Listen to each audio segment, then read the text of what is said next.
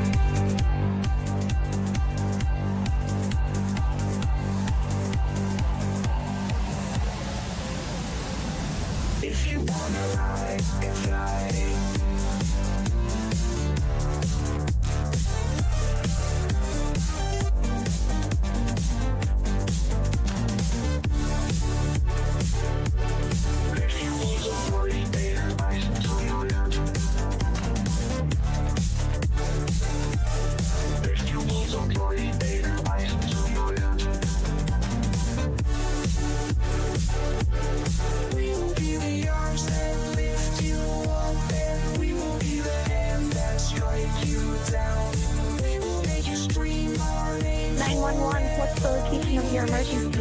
Reporting you as a child. And at this point, I started to panic and freak out because Zach can't see the case. She was dropped off.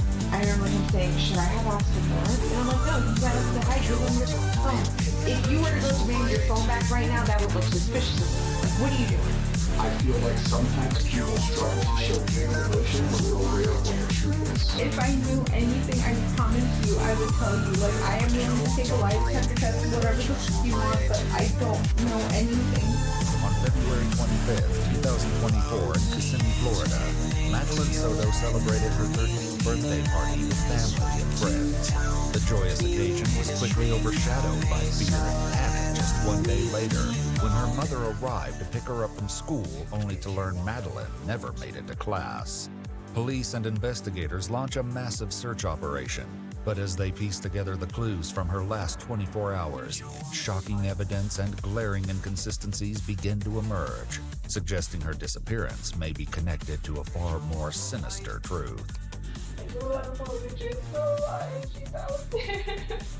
The following report is based on police records, and most of the footage has never been seen before until now. Please note that all persons charged with a crime are presumed innocent unless and until proven guilty in a court of law.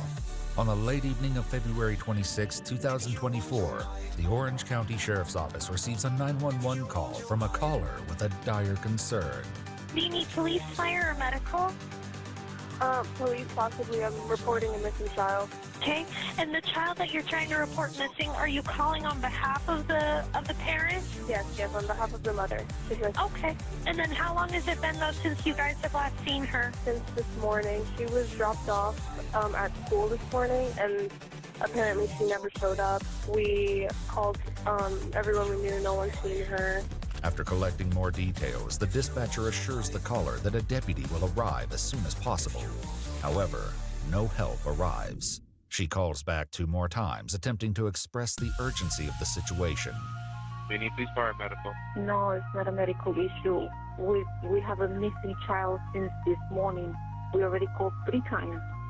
Yes, ma'am. I see you. Just waiting for a deputy to respond. We're waiting for a deputy to respond. Yes, ma'am. And how long more do we need to wait? It's a child missing. I understand that, ma'am, but I'm just not able to give out a date.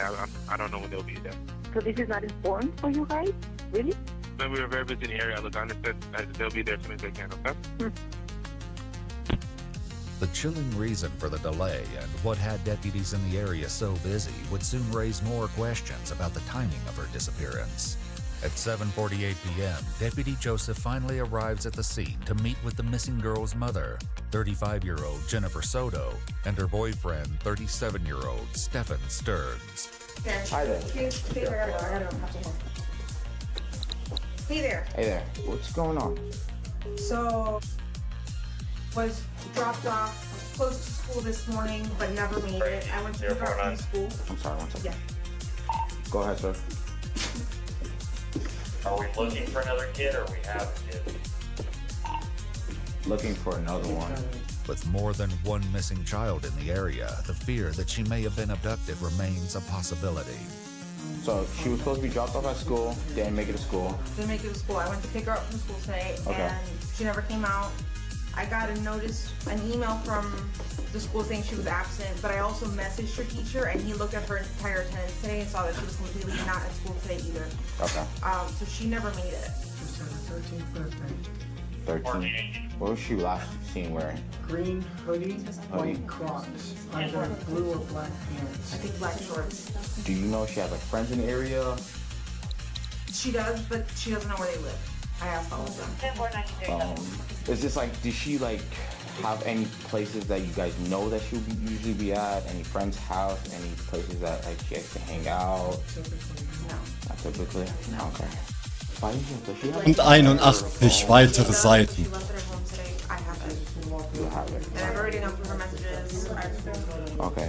How about, does she have like Apple Watch? No. She's got a device. The only device she's got on her right now is her school laptop. Her school laptop, is that trackable? I don't think so. You don't think so? It should be. It should be. If the Wi-Fi is turned on, it'll try to connect to the Wi-Fi. So by like circle here. Without her cell phone, the laptop is their only hope of tracking Madeline's location. Attempts were made to locate the laptop, but unfortunately, the last pinged location was near downtown Orlando on February 22nd, 4 days prior to her disappearance. Does she not have a history of running away or anything? She's hanging out and lost time kind of thing? Possibly, I don't know. She got dropped off. She was like, so she's gonna better explain this car. So she didn't want to be dropped off at school. She wanted to be dropped off like half a block away so she can walk. She didn't understand she's in the face. But he dropped her off half a block away and drove away. Did she ever go to school though?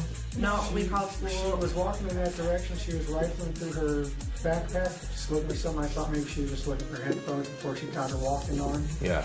But she was just kind of, shambling over in that direction. It looked the same as any other morning. A sudden phone call puts the room on high alert as family and officers alike wait to hear if it's news about Madeline. Hello?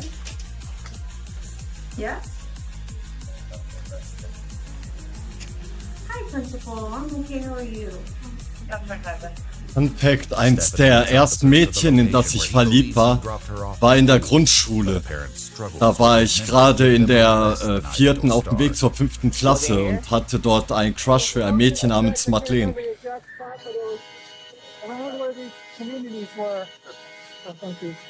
So it's like around where these communities were. Okay. And it's just like in this stretch, like we could see the overpass down there. Where's the school? Just on the other side of the overpass. With a general idea of where Madeline was last seen, officers begin to search a nearby apartment complex for any sign of the missing child. No cameras as of right now. I can't believe that in this day and age, there's no cameras playing. Yeah, I'm trying to see if we can find something. Yeah. Meanwhile, Deputy Joseph appears to have better luck as he reviews surveillance footage at a church half a mile from Madeline's school, where a young girl fitting her description was captured on camera in the early morning hours. There's like a car pulled. Yeah, he left and she walked onto property. And then she actually doubled back onto property. I guess she left. So she's still sitting there. And Ventura, what's the other? They were saying she looked at me. It's like, that feels intentional. You know? Like, I don't want to be tracked. So I'm gonna try bumping it up like 10 minutes to see if she's in there. Yeah. Oh, wait, there is a person getting out of the car. She's gone by 9. Hopeful that Madeline's movements can be tracked, a K-9 search unit is dispatched in the intersection near the school where Madeline may have walked. The stakes are high and every second counts, but after nearly 15 minutes of searching, they've yet to pick up her trail. I mean, if I had a guess, get out of there. If I had a guess, she probably went that way. But, ow! He dumped her off here, or he dumped her off? He dumped her up ahead. Okay. And she walked this way, coming back. So her scent's probably all over here anyway. Yeah. What are you telling me? No. Okay. Yeah, we can call it. Back at the church, Deputy Joseph shares what he saw on the surveillance footage with Madeline's aunt. It's blurry video, but it looks like a adolescent child sitting right there. And I don't see her getting into anybody's car in the video. I see her sitting on property for give or take 10 minutes and then walking off property. I don't know which way she went from there. Get more video. No. Speculating that Madeline may have wandered away on her own, the officer asks if there's anywhere she may have gone that she wouldn't want her. Walking away thoughtfully. Crazy stuff, but yeah, me neither, yeah. I didn't see her trying to like plan anything with anyone, and I just really don't think she's the type to do it. Just walk up and leave. I don't see her doing it at all. The mystery of Madeline's disappearance eludes law enforcement as a challenging night of searching meets a disappointing end. Despite their exhaustive efforts, the haunting question of where Madeline has gone and why leaves everyone grasping for answers. The following day, on February 27th, officers begin canvassing local neighborhoods, and the family makes multiple appearances and television interviews. As news about Madeline's disappearance spreads, some residents begin feeling the emotional impact. All I heard is about that little girl. Yeah. Oh my God, I've been crying all day long. Yeah, she's been missing since 8:30 a.m. Why aren't there any updates? I'm looking everywhere, but I kept saying to myself, I said, I'm hoping she skipped school today. While Orange County deputies continue knocking on doors, a detective heads to Madeline's school to speak with her best friend in the hopes she may have heard from her or has information that may lead to a breakthrough. I thought it was fishy yesterday when she didn't text me at all, because usually even if she doesn't go to school that day, she texts me like the night or the day of, like she'll wake up early just to like text me like, hey, I'm not going to school. And she didn't yesterday, but I didn't think anything of it because I thought she'd like, oh, she like left it or something. Okay. Did you ever try to call her or text her or anything? Yes, I called her. And no answer? No answer. And that's completely out of the ordinary for her? Yeah. According to investigators, Madeline's phone was unplugged from the charger on February 26th at 7:04 a.m. It was then powered off around 15 minutes later, which they would determine is an unusual pattern according to historical phone data. Acebin's smart filters have detected potentially offensive or questionable content. Why 13? Because she was bad because I said that I can't wait to my birthday, and she was like, are you having a birthday party?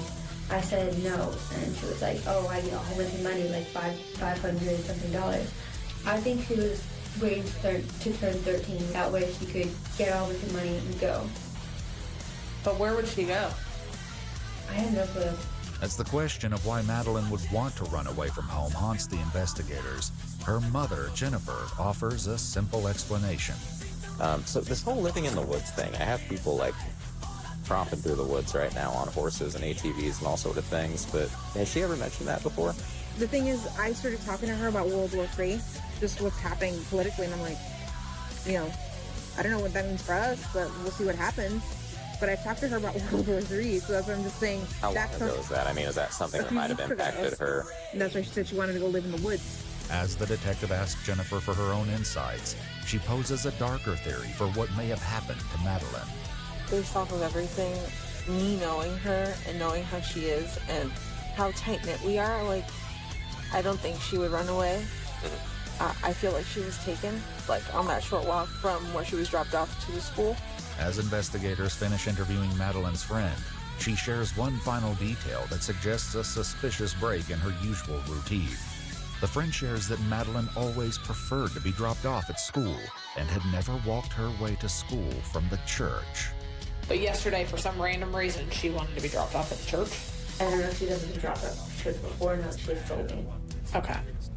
The unusual circumstances leave detectives scrambling for answers, and they'll soon turn to Stefan and Jennifer to fill in the blanks. As officers continue canvassing, a second night falls with no valuable leads. By now, Madeline has been missing for over 48 hours. K9 Wyatt returns for a second attempt at locating her trail, this time beginning at Madeline's residence, where Stefan and Jennifer are waiting. We're gonna pull one more and then we're gonna have the dog sniff it out again and see if we can get another track going. Like the last out the school clearing. Has it been like with other clothes and all that, like your clothes?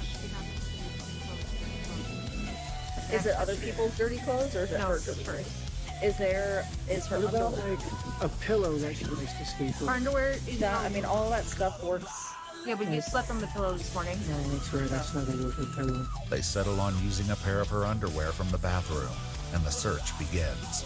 However, Stefan's curiosity will soon create an unexpected barrier to their efforts. I'm gonna be going like right where you guys are. Yeah. You guys can go inside if you want, because then I just don't want him trying to track you guys. Yeah. He's a pretty cute little guy. Just as long as everybody's inside, I'm not gonna go inside. I'm just gonna start at the front door. He's trying to open the door. Oh god, he opened the door. Sorry. He knows how to open doors. After only a few minutes of searching, Stefan is seen lingering just around the corner, leading to frustration with the K9's handler. No, sorry.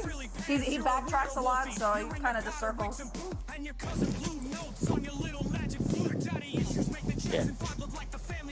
Sure. Being told that it's distracting. Unfortunately, no critical evidence was found in the second K9 search, and concerns around Madeline's whereabouts continued to escalate. By Friday, March 1st, 5 days after she first disappeared, Madeline is still nowhere to be found. Jennifer and Stefan have been interviewed multiple times, but inconsistencies in their accounts and shocking new evidence have thrown the case in a chilling new direction. As investigators meet with Jennifer to revisit their previous interviews, an intricate web of lies begins to unravel. Yeah, we'll start with Sunday. Maybe do Sunday. Sunday. Birthday party. We spent the whole day at my mom's house. We celebrated with the whole family. I was at work. I just started a new job last week or week before. She had the best day. I'm so happy that I got home and saw her at my house around 8:30 that night. I wasn't home. She got dropped off alone.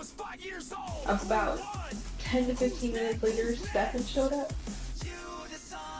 At your house. At my house because he called me. Or he texted me, I'm not sure. But he let me know he was there and that she was getting ready for bed. She was doing her routine. Stefan previously explained to detectives that he doesn't live with Jennifer full-time. but rather splits his time between her house in Kissimmee and his parents' home in Northport, Florida, nearly 150 miles away. And what does your time splitting look like? Are you here for days, weeks, months, something else? Weeks at a time, yeah.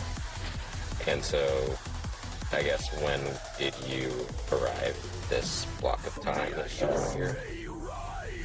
Day before yesterday, actually. So, what night? Saturday? Yeah. I think. So you got here Saturday night. This is inconsistent with what Jennifer just told detectives, claiming Stefan arrived after her birthday party, which took place on Sunday night. However, even this timeline contradicts one of her earlier interviews, in which Jennifer struggled to remember exactly what day he made it into town. How long has he been here?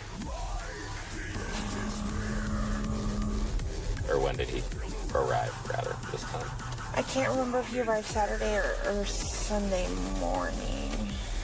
These are only the beginning of a string of contradictions that will soon raise major red flags. As Stefan's questioning continues, he's asked to describe how Madeline was acting following her birthday party on Sunday night. He was happy.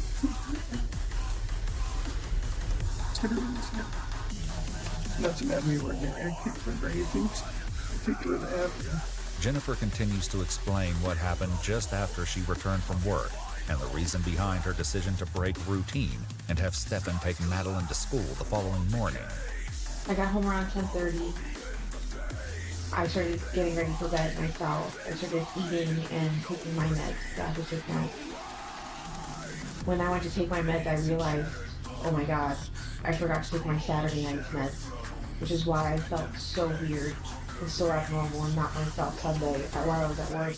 Everyone at work noticed I was acting different and not being myself. Like, I couldn't smile as much, I guess. I felt this wave of depression that I hadn't felt in years. It was my bipolar symptoms coming up again, but I've been medicating myself for the longest time. I sent them to sleep upstairs in the guest bedroom so that I could get a good night's sleep. This disturbing admission further stressed the concerns detectives have had since Jennifer's initial interview, when she first explained their unusual sleeping arrangements at home. Is it normal for both of them to sleep in the same room? Sometimes. When I really need a good night's sleep, I will send them upstairs. But when, also a lot of times, we will sleep together in the king-size bed, all three of us. Or sometimes Stefan will go upstairs and in our bed alone. So it just really depends on what's going on that night with our schedules and what we're doing. Okay, where were you sleeping? Downstairs in the king-size bed. Okay. Is it just you two here? Well, you guys have a roommate, right? We have 2 roommates. So what rooms do you guys use? The room downstairs, the master bedroom downstairs, and room number 4. The house would later be thoroughly searched, and what investigators would uncover would leave detectives reeling. As Jennifer continues, she elaborates on how the concerning sleeping arrangements first originated. The living situation with them, I'll be honest, seems weird. It's weird to me. She's got a bedroom downstairs. What's kind of the mindset or the thought process, the communication you've had with Stefan about, she's not going to sleep in her bed, but you guys are going to sleep in the guest bedroom?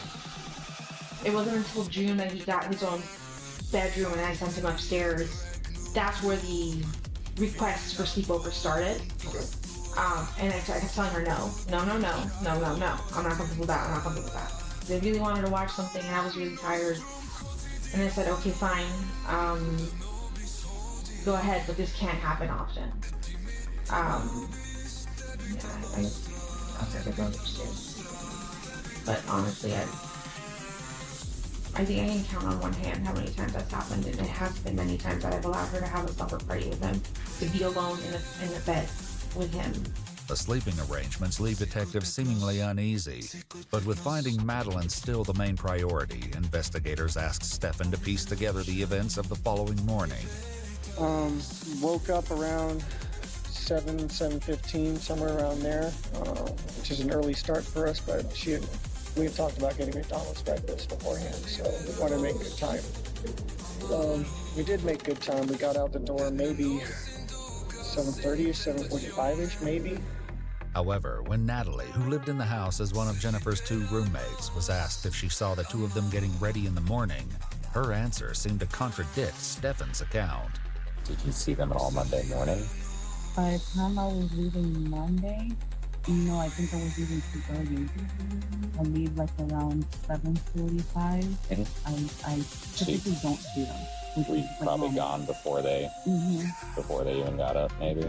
Okay, gotcha. If Natalie's recollection is correct, she would likely have seen Stefan, as they both claim to have left the house at the same time. The timeline is even more muddied by a written statement to the police, in which Jennifer claims she physically saw Madeleine getting ready around 8 a.m. Confusion over the truth is compounded as her story continues to change. Between your initial statement to the police, a lot of things have changed. The initial statement to the police was you watched her get dressed, you watched her leave, you knew exactly what she was wearing.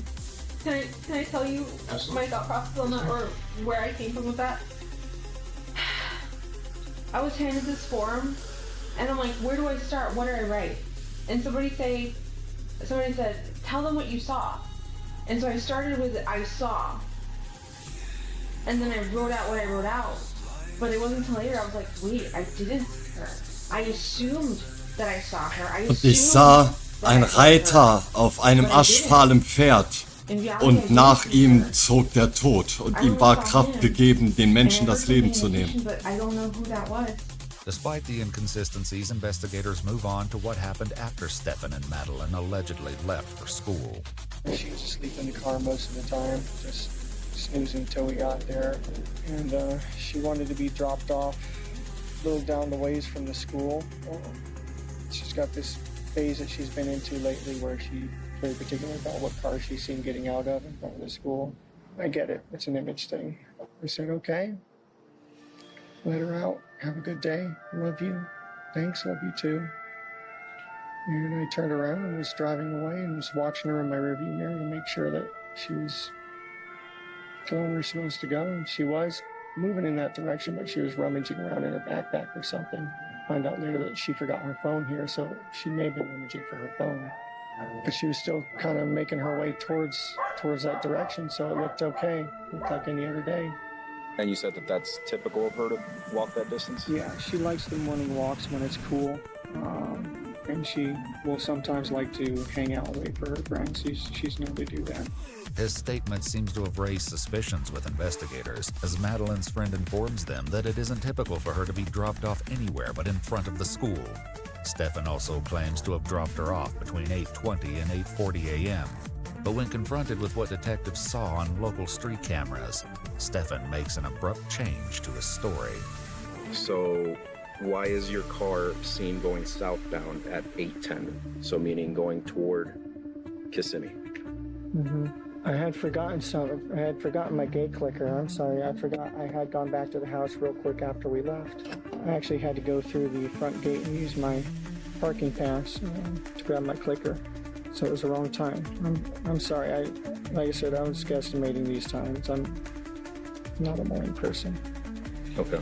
So yes, we've gone out. How far did you get before you came back down when you realized you forgot your clicker? Nearly all the way to the school. So you guys came back here to get your clicker? Correct. So when we look at the cameras in the front, it's going to show you coming back in Correct. here with her in the car? Yes, with her in the passenger seat, Okay. yes. Footage from the apartment shows Stefan pulling up to the complex trash compactor at 7:35 a.m. in his silver sedan.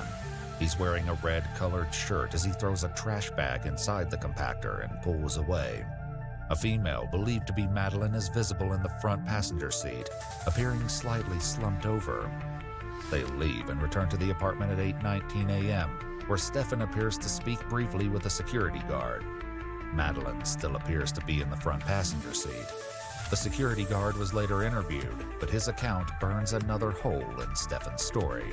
Do you remember a resident coming through in a silver Lincoln sedan? I do remember, but not his face. I talked to him. He showed me his little clicker, and he's like, "Hey man, I'm clicking. It's not working." And then I went and I clicked the button. He went inside, and I just remember there was a woman like sleepy beside him with a green shirt. If Stefan already had his gate clicker, his reason for returning to the complex falls apart, leaving investigators to question what else he may have lied about. They determine the trash compactor needs a closer look and begin the process of gathering a warrant to search its contents. Meanwhile, with more questions than answers, Stefan continues to explain what happened next after he returned to the area near the church and dropped Madeline off. What did you do after you left the area? I left to go to the local vape shop because I needed some more vape juice. They weren't quite open yet, so I ended up going back home. Waited about an hour or so and then went back and checked the vape shop again. It was open, so I got what I needed there and came back. Do you remember what time you came home? The first time was probably right around 10, close to it. Probably finished at the vape shop and came back home again a little after 11. Okay. You said the first time that you hung out with a little bit, right? Yeah. Was there when you got here at 10? Okay. I think so. She might have been at her blood appointment. Let me double check. It's okay. We don't have to ask her right now. Sorry, everything's a blur. So she might have been here. She might have not have been here. I believe she was here because she was sleeping in as much as she possibly could because she's been stuck up in her work schedule. So she had to be here because she didn't want to sleep in. With Stefan struggling to remember whether or not Jennifer was home when he arrived back at the apartment, investigators turned to Jennifer herself for confirmation.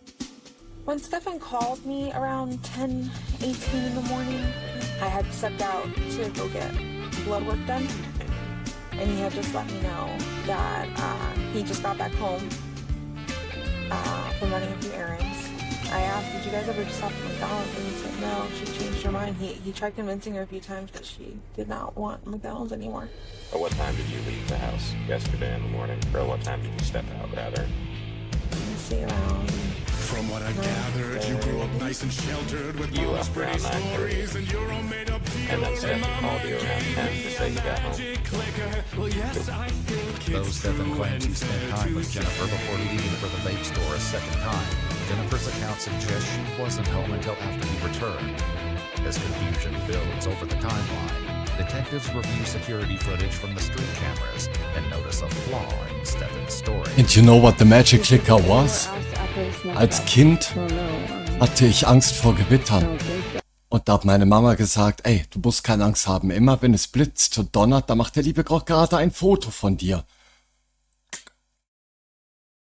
Wie mit Blitzpuderkameras. Sofort hatte ich keine Angst mehr vor Gewittern. Nie wieder. Danke, Mama. Danke, Herr. It's 10 o'clock in the morning. So what are you doing between 8:40 and 10 o'clock? Cruising around a little bit. Okay, but I asked you earlier, you know, like what you were doing, and you said you were there for like 5 or 10 minutes, and then you came back home. I don't know what to say. It was just a normal day. I didn't have anything important to do. The smoke shop was supposed to open soon, so I made my way over there. It wasn't any particular rush though. Okay, but can you help me explain to them, because I don't know the explanation or the answer to this question, okay? So can you help me explain to them why there's such a delay in the time? With Stefan unable to provide an answer, more surveillance footage will need to be reviewed to track his movements. Meanwhile, a suspicious act by Stefan raises serious alarms for investigators. I left my phone at home in the morning too. I was so busy riding her over to get her tactical on time that I left my phone. She left her phone. She both left her phone. Did you have your phone when you went to the smoke shop? Not the first time after I dropped her off, I was still without it. I got my phone and went back to the smoke shop. Okay. Later when I got home. And then I also noticed, I was checking your call history. I noticed that you don't have anything before this morning. Is that unusual on your phone? No, it's a new phone. I went to do an update yesterday morning, and I don't know what the... Pardon me. I don't know what the heck I did, but somehow during the massive OS update, I managed to factory reset my phone. and lose all of my content, all my information. Jennifer also corroborates the story. She explains the moment the supposed accident took place. They said, I don't know what that happened. I think the option found you put your phone. Yeah, apparently I was just paying attention and I just pressed the button and it happened. He said, oh, that's unfortunate. That sucks. When asked, Stefan voluntarily hands over his phone, and investigators begin a forensic download to determine its contents. They uncovered at 12:12 p.m. on February 26th, the phone was factory reset by manually navigating to the device's settings, and that it had nothing to do with a system update. They also discovered that a password must be entered, and that it's unlikely, if not impossible, to be done by accident. In the meantime, Jennifer explains that Stefan had no police reaction to leaving his phone and to the police. So earlier that day, I think the detective came for summer and asked Stefan for the phone. If he was willing to give it up so I could look at it, or if they would need a phone. And I remember him saying, should I have asked for it? Should I have? And I'm like, no, you got nothing to hide, give him the phone. And I think we hung out in the house for a little bit, and then when you guys came to see me, and you guys told us to wait outside and we waited in my car, he started getting very anxious and very panicky, going, I want my phone back, I want my phone back. And I said, listen, at this point, it's their phone. It's their phone forever. I don't give a shit. You will buy me a new phone. It doesn't matter anymore. Whatever they need, like, let them look at it. And he said, I just want my phone back. And I'm just like, are you trying to make yourself more suspicious? Because, like, if you were to go to name your phone back right now, that would look suspicious. Like, what are you doing? What they would later discover hidden in the data would shock investigators and completely change the course of the case. Meanwhile, as Stefan's account of the day continues, he explains that he left the apartment once again around 12:30 afternoon. So I had a couple errands to run over on 192. She was talking about making a DJ shopping there. Just wanted to make sure I was back in time for to pick up. So I was visiting some card shops around the area on 192. I'm kind of a nerd, so we have a new trading card game released, and I was seeing what the situation was with it. Jennifer describes Stefan as an avid gamer who collects figurines, trading cards, and retro toys such as Tamagotchis. Do you remember what places you visited? Yeah, Coliseum of Comics. Stopped by a couple Targets, and I was going to go to House Rules Games down by Oak and 192. But I didn't make it that far. I got a flat tire on the way. Between the factory phone reset and now the flat tire, the suspicious circumstances keep adding up. Jennifer continues, explaining what happened as the time approached to pick up Madeline from school. 2:30 rolls around, and I'm already calling Stefan, and he's not picking up the stuff. About 10 minutes later, I get a phone call from him going, I just got back home, I left my phone home again, I'm so sorry. How long ago did you leave? And I said, about 10 minutes ago. He goes, I'm so sorry, I missed it, I really wanted to go with you. And I'm just like, it's fine. Investigators attempt to pinpoint where the tire change occurred, but once again, Stefan seems to struggle with his memory. Do you remember where you got your flat tire? It was on 192. I pulled into one of those plazas somewhere. Do you remember the name of the plaza by any chance? No. Though investigators were unaware at the time, Stefan's flat tire would eventually be the key to a massive breakthrough in the search for Madeline. Meanwhile, Jennifer explains she went to the school to pick up Madeline, and more inconsistencies come up. 410 rolls around, and she's still not out, or 409. And then at this point, I'm giving myself a hard time, and they're all over, and she's not here yet. So I take off. And I'm thinking, maybe I missed her, maybe I forgot to tell her I was picking her up from school today, because I don't know if she knew that I wasn't working. So I left, thinking maybe she walked. That's pretty close to school. Let me go drive back down and wait along the path she walked, and just wait. And I hardly waited. Maybe somewhere between 5 and 6 minutes. She still wasn't there, and I looked at the time and I'm like, okay, she should be back around on the side. Maybe she took us to the path and she's still not here. And I'm like, that's really strange. And I think at this point I call Stefan and I tell him she knew that she's absent today. There's no attendance of her at all today. Later that evening, Jennifer, Stefan, and concerned family members met with police to report Madeline missing. Detectives noted several discrepancies in Jennifer and Stefan's accounts. Jennifer initially claimed she saw Madeline getting ready for school, later saying she only heard her. Curiously, she corrected Stefan on what Madeline was wearing earlier, despite initial statements that she never saw her. White cross. Black shorts. Black shorts? Additionally, a review of cameras near where Stefan supposedly left Madeline doesn't show his car in the area, and cameras capture him moving in the opposite direction at the time he was supposedly dropping her off at school. A license plate reader also captured Stefan 9 miles away in St. Cloud at the time he was supposedly heading toward House Wolves games in Kissimmee, where he disappears from cameras for approximately 54 minutes. With suspicious circumstances surrounding Madeline's disappearance, police prohibit Stefan and Jennifer from re-entering their apartment on the night of February 27, one day following Madeline's disappearance. Jennifer's reaction to the news was far from what investigators expected. I think at this point, when I noticed that forensics was locking down the house and you guys said we couldn't come back, I told him to call his dad. Because I had a feeling y'all knew something and it was going to come down on him. And I'm just like, they're focusing on the wrong person. They have the wrong person. And in my head, I'm convinced you guys are just, that you have the wrong person. I started saying to him, like, I think they're focusing in on you. Like, you need to call your dad, and we need to get you a lawyer. How did he feel when you said he was a lawyer? He didn't believe me. Like, when I told him, like, don't you see forensics is closing down the house? They know something, or there's something, like, they know something. Something happened. They wouldn't be locking down the house this way if they didn't have suspicion or something. On the night of February 27th, after the police seized Stefan's phone in their apartment, they booked a hotel with Stefan's dad, Chris, a retired Orange County police deputy.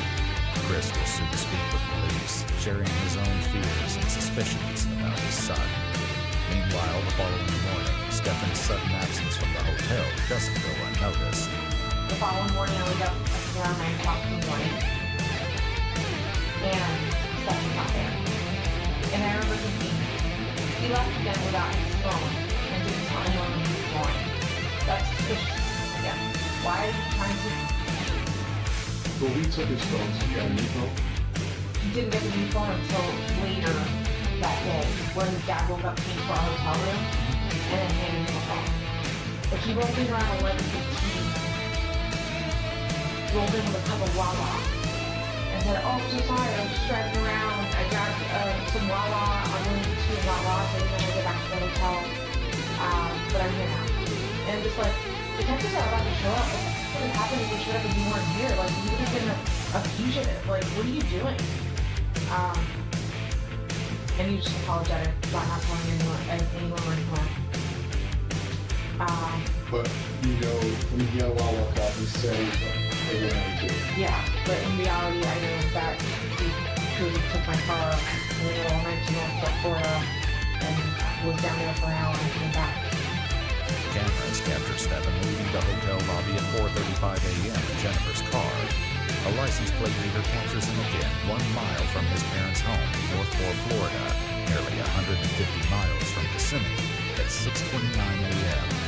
Investigators urgently speak with Stefan's dad, Chris, as their suspicions surrounding Stefan's activities solidify their suspicions about it being connected with Madeline's whereabouts. Did he tell you he was in Northport today? I'm assuming he did, based on the action. You take a seat? Yes, we have more than enough reason to believe that Stefan was in Northport today. The execution. Our concern is for conducting investigation. Given the proximity of an exit to your home, what we're trying to find out is if she's just hanging out in your house, you just want to get her somewhere safe. We want to put eyes on her, make sure she's okay. Chris contacts his wife, who's currently at their house in Northport, to let her know that local police are on the way. Meanwhile, Chris theorizes that if Stefan were hiding Madeline, there may be another place worth searching. We're going to come over and want to search the house for Madeline. Apparently, Stefan was able to get down to Northport last night. Yesterday, this morning, I should say. I would imagine. But there's a story being that he would but he wouldn't have access to the storage unit because I don't have the key. And that would have been locked in the car, and he would have had to come to my room and he would have Chris cooperates fully, giving police permission to search his home and the storage unit in Northport for any sign of Madeline. Meanwhile, Chris describes a haunting suspicion he shared with his wife once they learned of Madeline's sudden disappearance. When I left last night, I said, I told her, I said, do we really know? Is he capable of doing something harmful to her? Why would you put that back? Because some inconsistencies that phone calls we had with you didn't add up, okay? So I'll give you the sequence. He calls me mid-afternoon, really, maybe 3:45 or something, and say, I just had a flat tire. Okay, how did you get a flat tire? You just drove over to the corner. You took her, you know, maybe you're running there. You're going to get a flat tire. It was several hours later, around 5 p.m., when Stefan told Chris that Madeline never showed up for school. Meanwhile, Jennifer shares similar concerns about his activities. Him disappearing from Northport. What the hell is he? That is suspicious. I mean, now that I know that that's on the plan, that is suspicious as well. Why did he go to the storage unit facility? What was he grabbing? What was he trying to dispose of? Or what was he trying to hide in the That's really suspicious. What Stefan was doing in Northport and how it's related to Madeline's disappearance will be revealed later. The home and storage unit are searched, but no sign of Madeline is found. In the meantime, Stefan is brought to the police station just after his return to the hotel on February 28th, unaware that his many lies are about to catch up with him. What happened to him? Flat tire. They changed the flat tire about 10 years. They looked at the statement that was too close to the gap in the frame, and it slipped. The frame down between the gap. What about the other scratches? Courtesy of the changed tire iron and the red. Did you believe it? Yeah, this one had some blood and this one had some blood.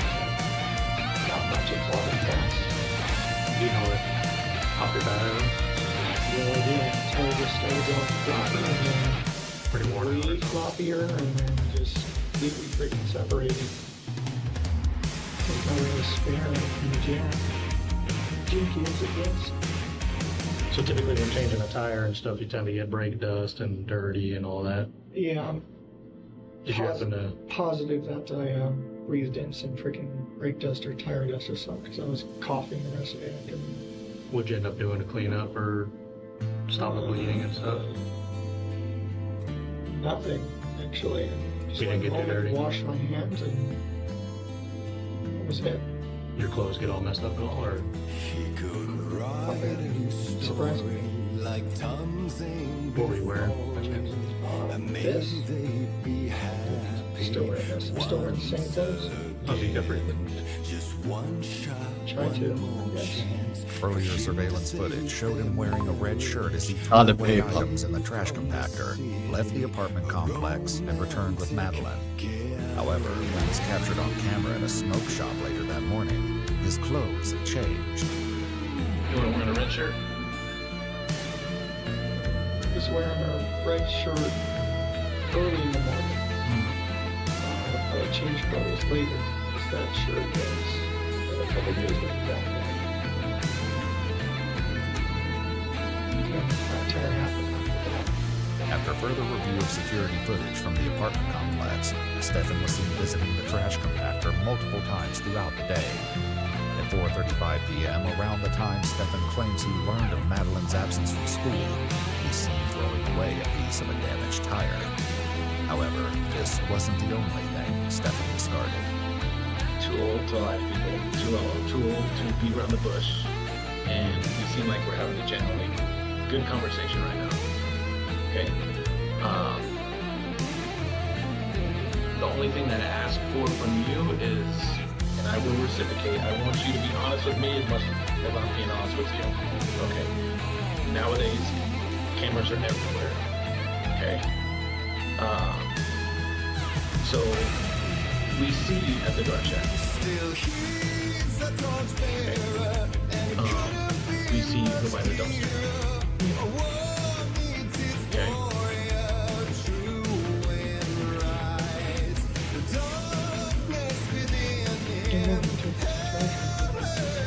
What was in the trash?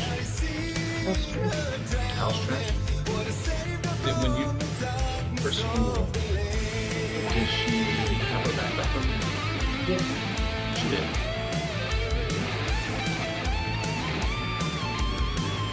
Did she have her school computer with her? Yes. Okay. Sure.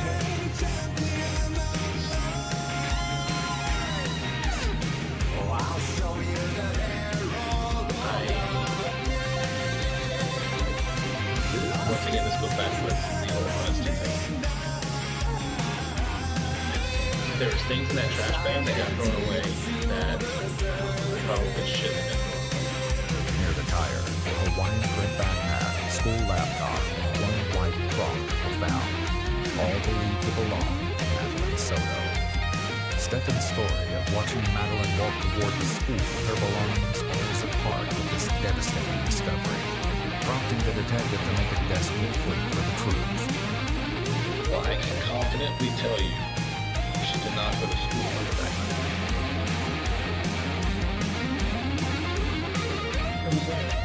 Because we found it in the trash.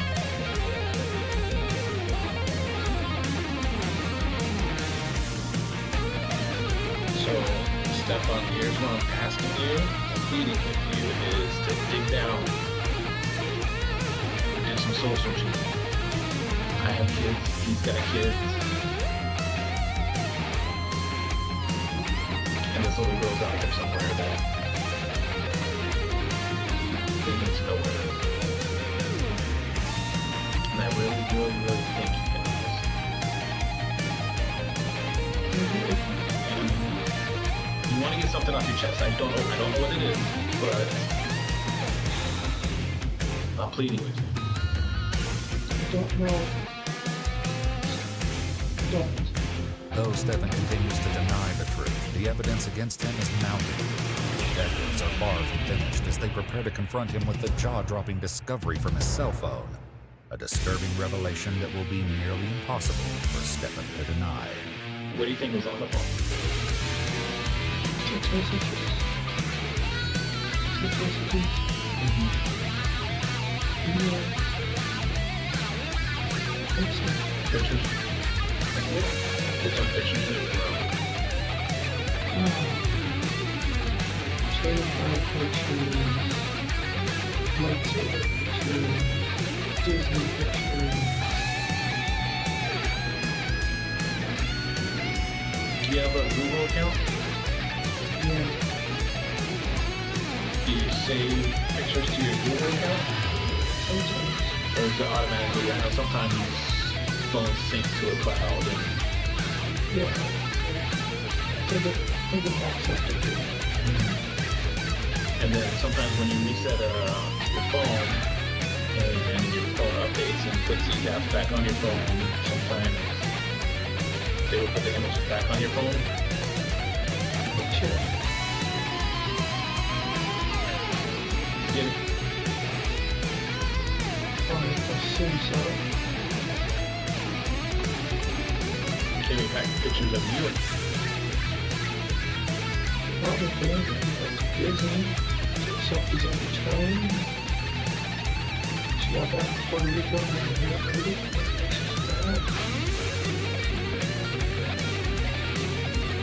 Sorts of issues. Family life. Any other pictures? Anything else?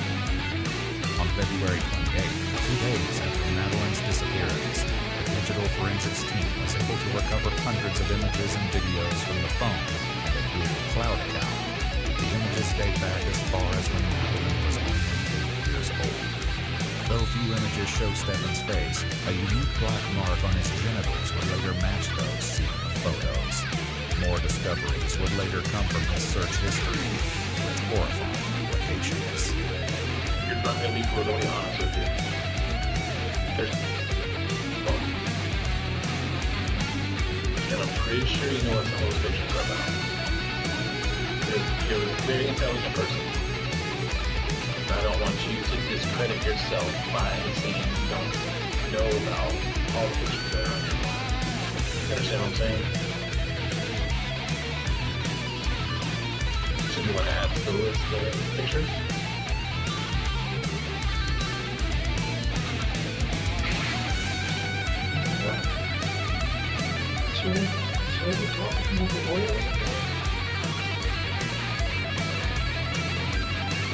I can't answer that question. My sole purpose right now is to see if I can find, and I'm really hoping,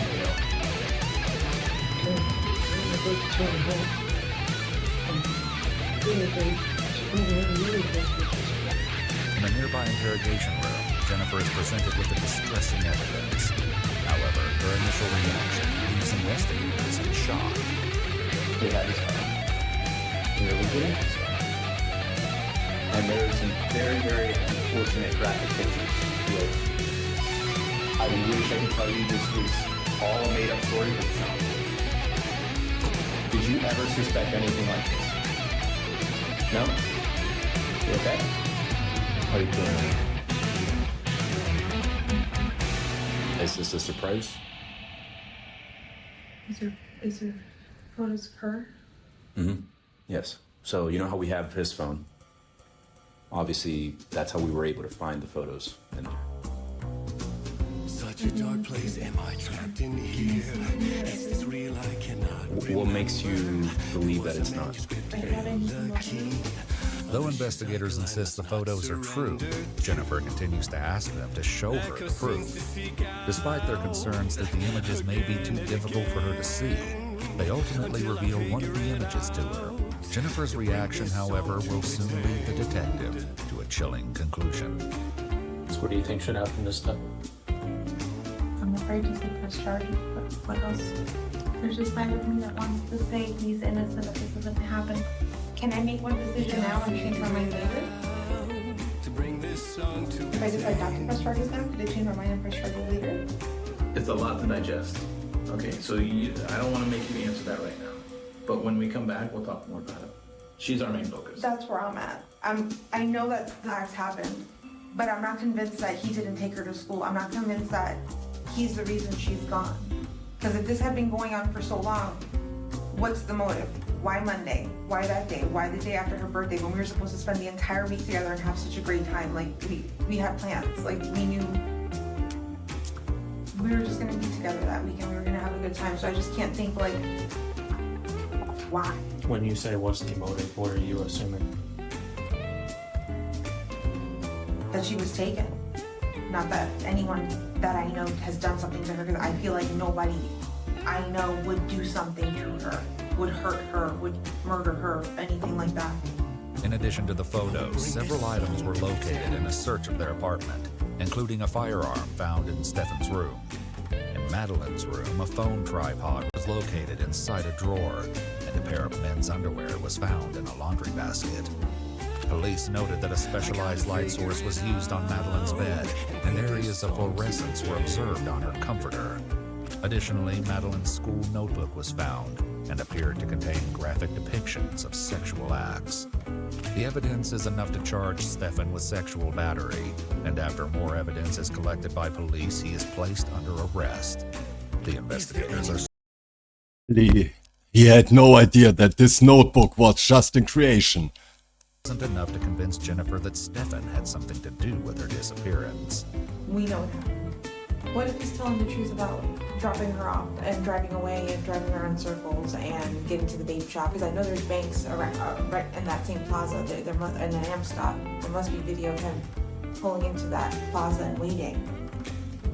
What do you mean? What's your question?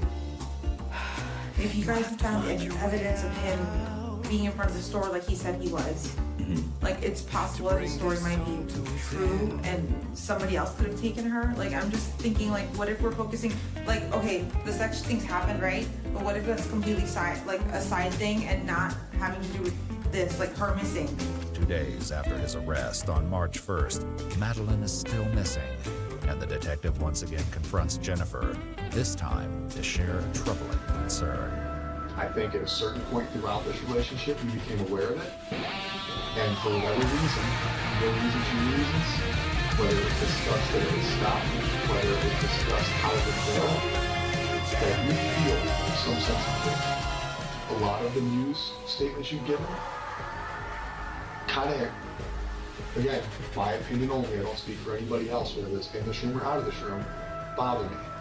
I feel like some of your sadness is not real sadness. I feel like when you gave the interview with Fox 35, it was not sincere. Looking at that video one time, I didn't feel like your cries were sincere. And I'm not saying that because you're a bad person, but her going missing, her disappearance, if you have knowledge of how it happened, where it happened, an inclination, that emotion's not going to feel sincere because you're already aware of what happened. It's almost becomes if I knew anything, I promise you, I would tell you. Like, I am willing to take a lie detector test, whatever the you want, but I don't know anything. He's never mentioned anything. I've never seen any signs. I tried watching her like a hawk. I thought I was doing a good job, but I wasn't. Regardless of whether Jennifer was aware of the situation, the reality remains that Madeleine hasn't yet been found, and uncovering where she is and what may have happened to her is still the priority. We currently have upwards, probably 200 people working on finding. Anybody who is somebody is involved. Yeah. So, regardless of the circumstances, those people don't get to go home. Those people don't get to go back to their families. Those people don't get to live their lives, go back to their primary jobs. This isn't something that's going to stop or go away. I can tell you, and I know detectives have expressed to you that the thought process at this point is this is a homicide investigation. Yeah. Based on the evidence I've seen, based on the videos I've seen. Further review of the surveillance footage, which shows Madeleine traveling with Stefan in the early hours of February 26th, leads detectives to draw a heartbreaking conclusion. They note that the slumped position, with her head leaning, is not a common sitting position, and horrifically, perhaps indicates that Madeleine may not be alive. Additionally, footage captured in a parking garage shows what appears to be Stefan carrying Madeleine from the front passenger seat to the trunk at approximately 9:41 a.m., the time when Stefan claimed to be meandering around while waiting for the vape store to open. Without her body, however, their conclusion is only a theory. Meanwhile,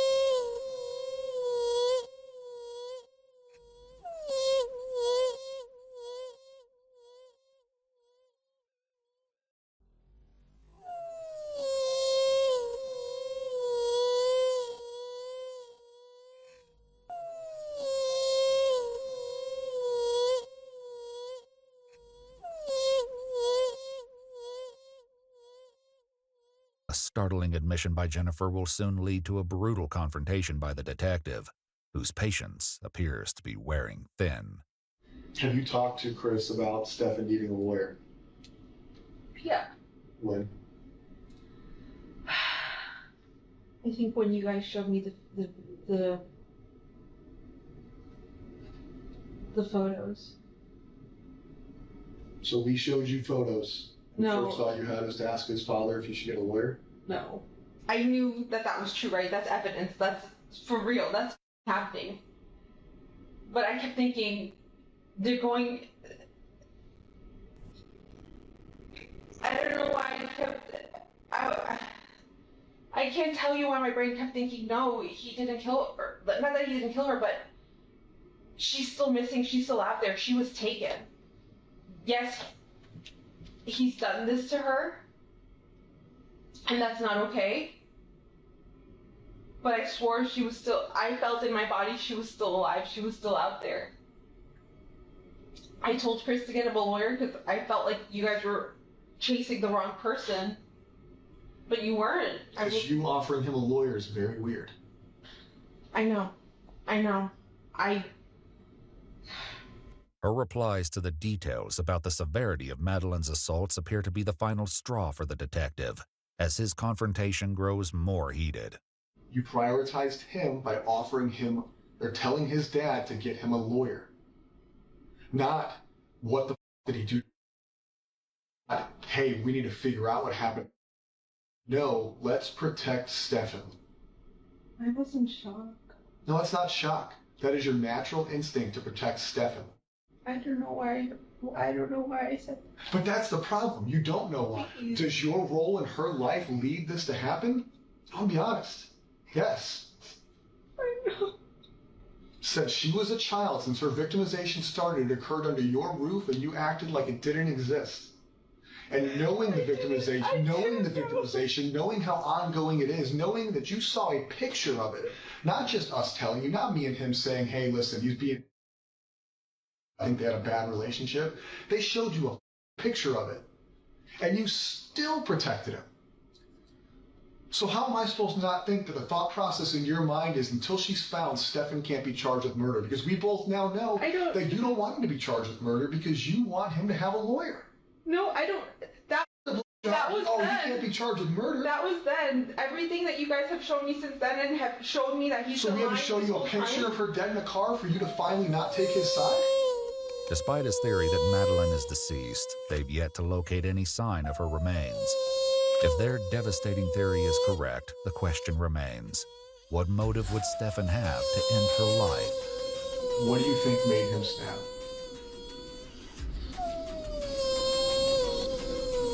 I don't know. Theory that I keep hearing. Tell me your theories, because here's the deal. We don't go home until she's found. No, I know. So what are your theories? What I've heard is, what if she upset him and threatened to tell me and say that she was going to tell me and he needed to shut that down? That's the only thing. What do you think?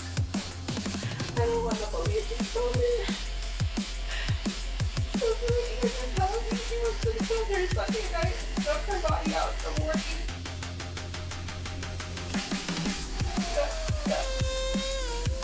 Photo you may show me her fucking in the car.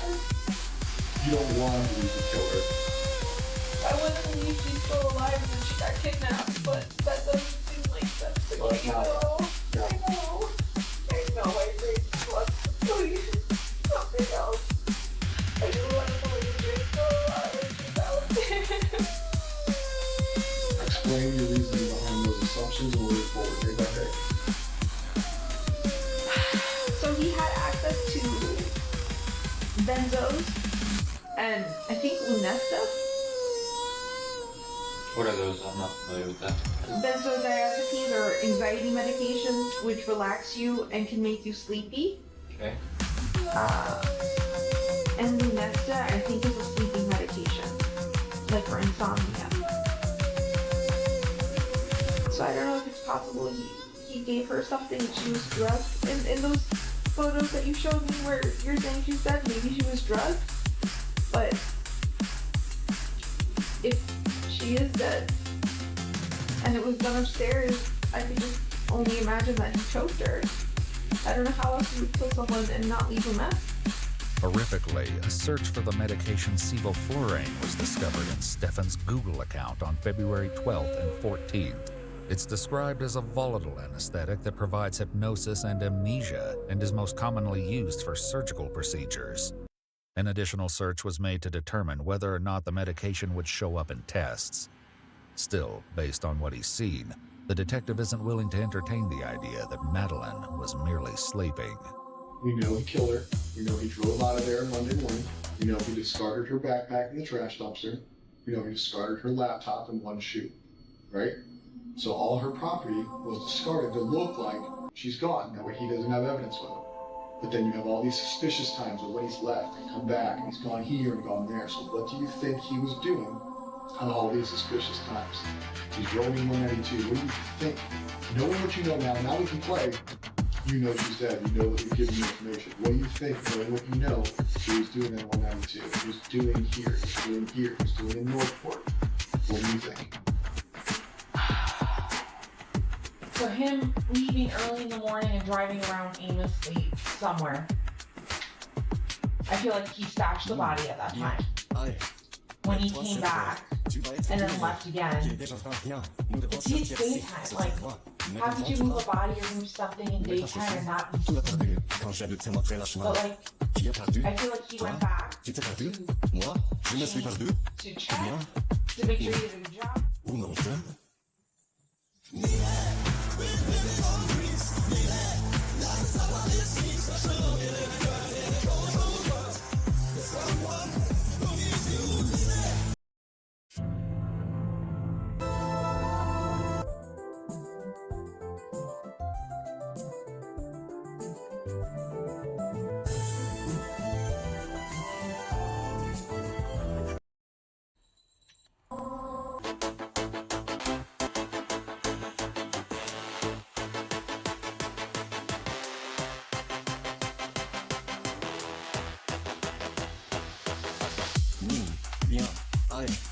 Lève-toi, s'il te plaît.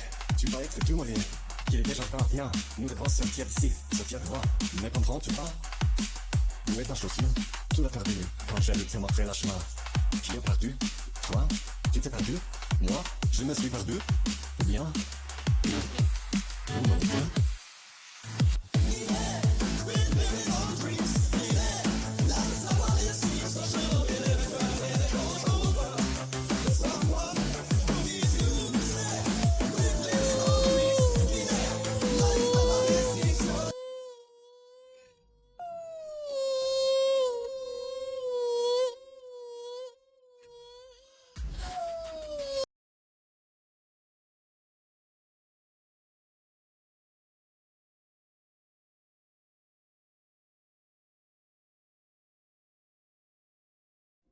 Tu l'as perdu quand j'ai dû te montrer la chemin. Qui a perdu? Toi, tu t'es perdu. Moi, je suis perdu. Bien.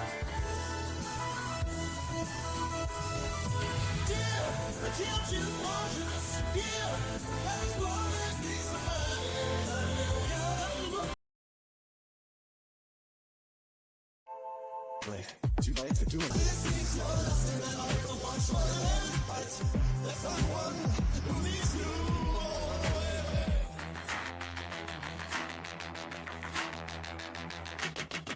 Il fait froid, il faut partir d'ici, viens, ton rouge à lèvres brouillé, lâche tes cheveux, trop de rouge sur tes lèvres, et tu as dit, ne me braque pas, mais j'ai vu, clair en toi, les yeux en disent plus, dis-moi, tu as besoin de moi, n'est-ce pas? Tout le monde sait que nous sommes ensemble partir aujourd'hui, maintenant, je les entends, ils arrivent, ils viennent te chercher, mais ils ne t'en trouveront pas, personne ne te trouvera, ouais avec moi!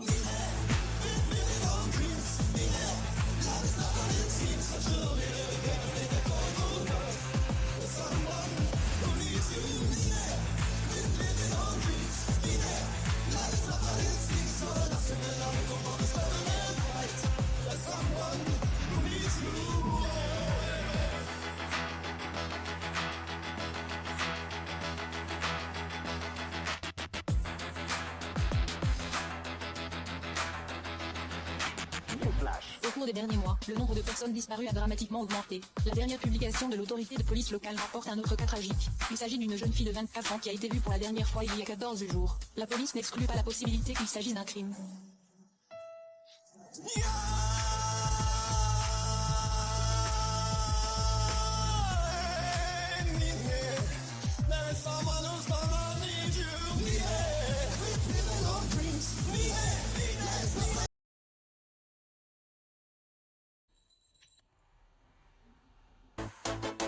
Déjà viens, nous devons sortir d'ici, sortir droit, me comprends-tu pas? Où est ta chaussure? Tu l'as perdu quand j'ai te montrer la chemin. Qui est perdu? Toi? Tu t'es perdu? Moi? Je me suis perdu? Ou bien? Oh mon Dieu.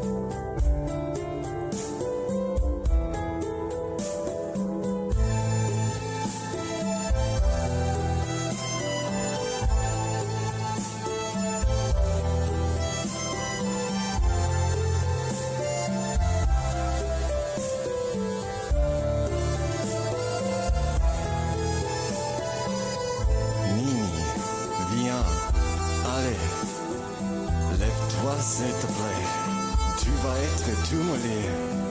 Il est déjà temps, viens. Nous devons sortir d'ici, sortir devant. Ne comprends-tu pas? Où est ta chaussure? Tu l'as perdue quand j'ai dû te montrer le chemin. Qui a perdu? Toi? Tu t'es perdu? Moi? Je me suis perdu? Ou bien? Ou non de...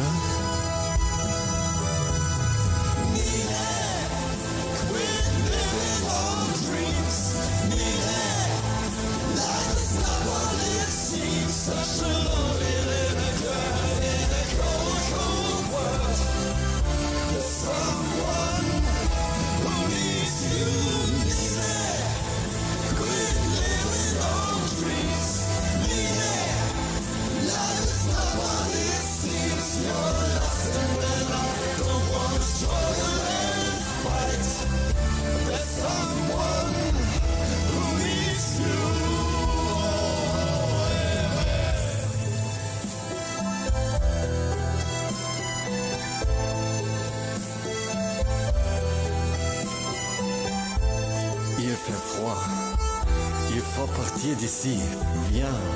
Ton rouge à lèvres brouillé. Tu l'as acheté, je l'ai vu. Trop de rouge sur tes lèvres. Et tu as dit, ne me drape pas. Mais j'ai vu clair en toi. Les yeux en disent plus que les mots. Tu as besoin de moi, n'est-ce pas? Tout le monde sait que nous sommes ensemble à partir d'aujourd'hui. Maintenant, je les entends. Ils arrivent, ils viennent te chercher, mais ils ne t'en trouveront pas. Personne ne te trouvera. Tu es avec moi.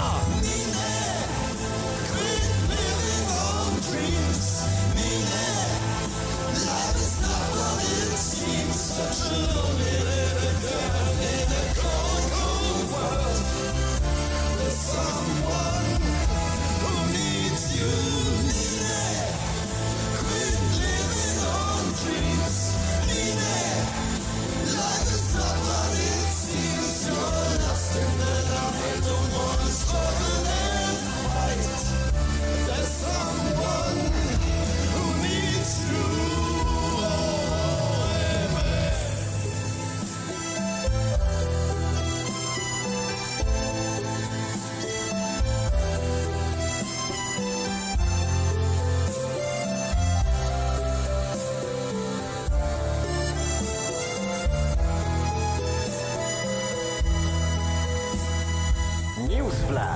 Au cours des derniers mois, le nombre de personnes disparues a dramatiquement augmenté. La dernière publication de l'autorité de police locale rapporte un autre cas tragique. Il s'agit d'une jeune fille de 24 ans qui a été vue pour la dernière fois il y a 14 jours. La police n'exclut pas la possibilité qu'il s'agisse d'un crime.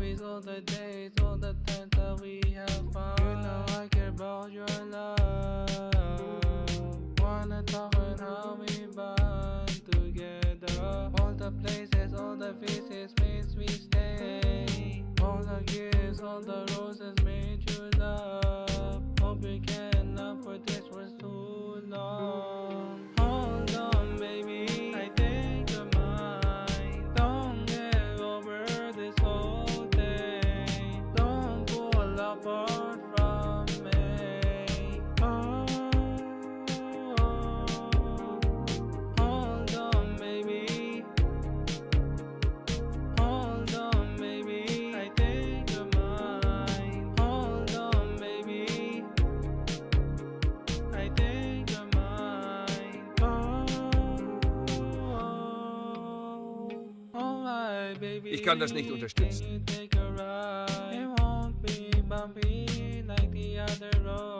Just hold on, baby, just hold on, hold on. Wanna talk on how we bond together. All the places, all the faces, place we stay. All the gifts, all the roses made you love. Hope you can love for this was too long. Hold on, baby, I think you're mine. Don't get over this whole thing. Don't pull apart from me.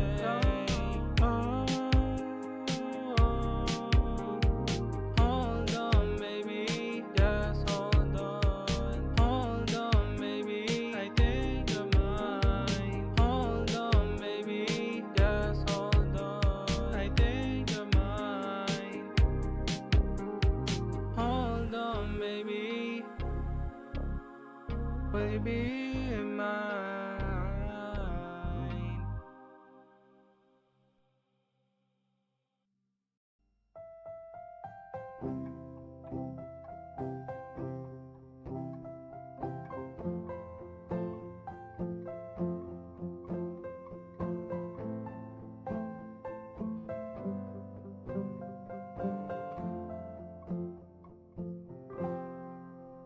Do you remember when we were young, you were always with your friends?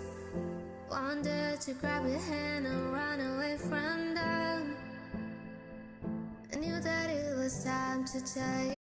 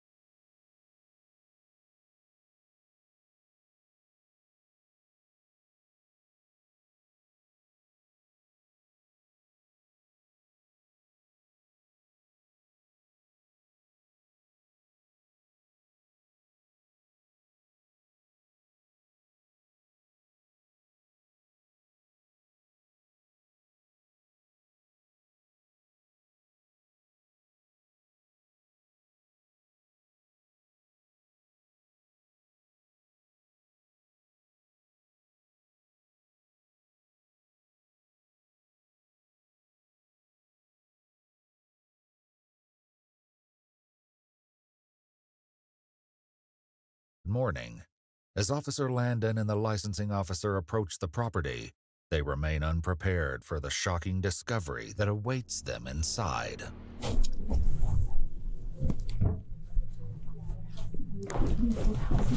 I'm calling my sergeant. This is weird.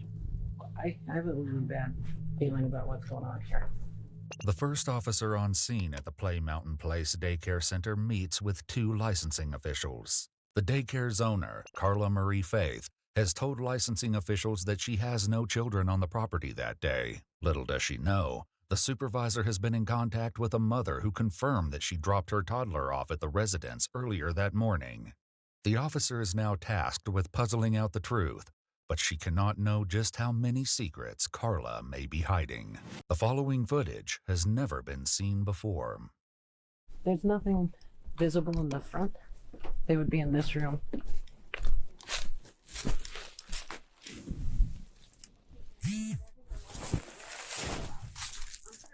Yes. So I'm wondering if we need to have her come to try to pick up her child.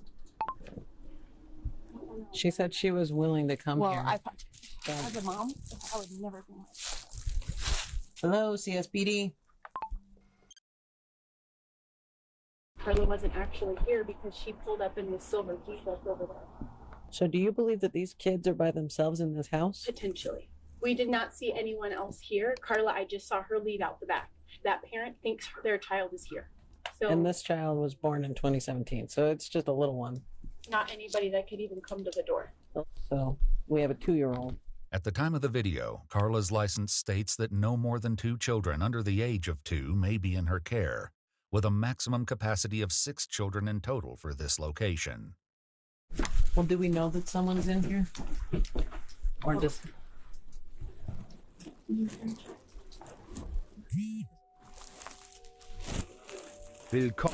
All I can hear is the movie.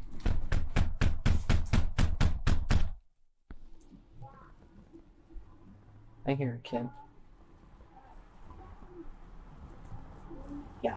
So she also owns another home that she was doing unlicensed care out of research, and we do not see any evidence that she lives there. We're citing her for that. We're going through that process. This is much more serious.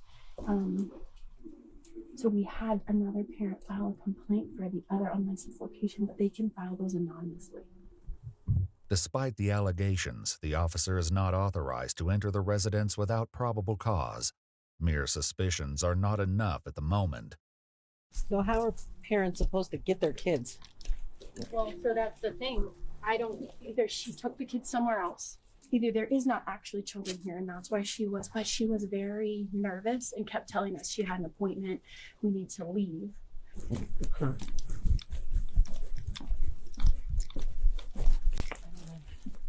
There's a camera right there, so they see him here.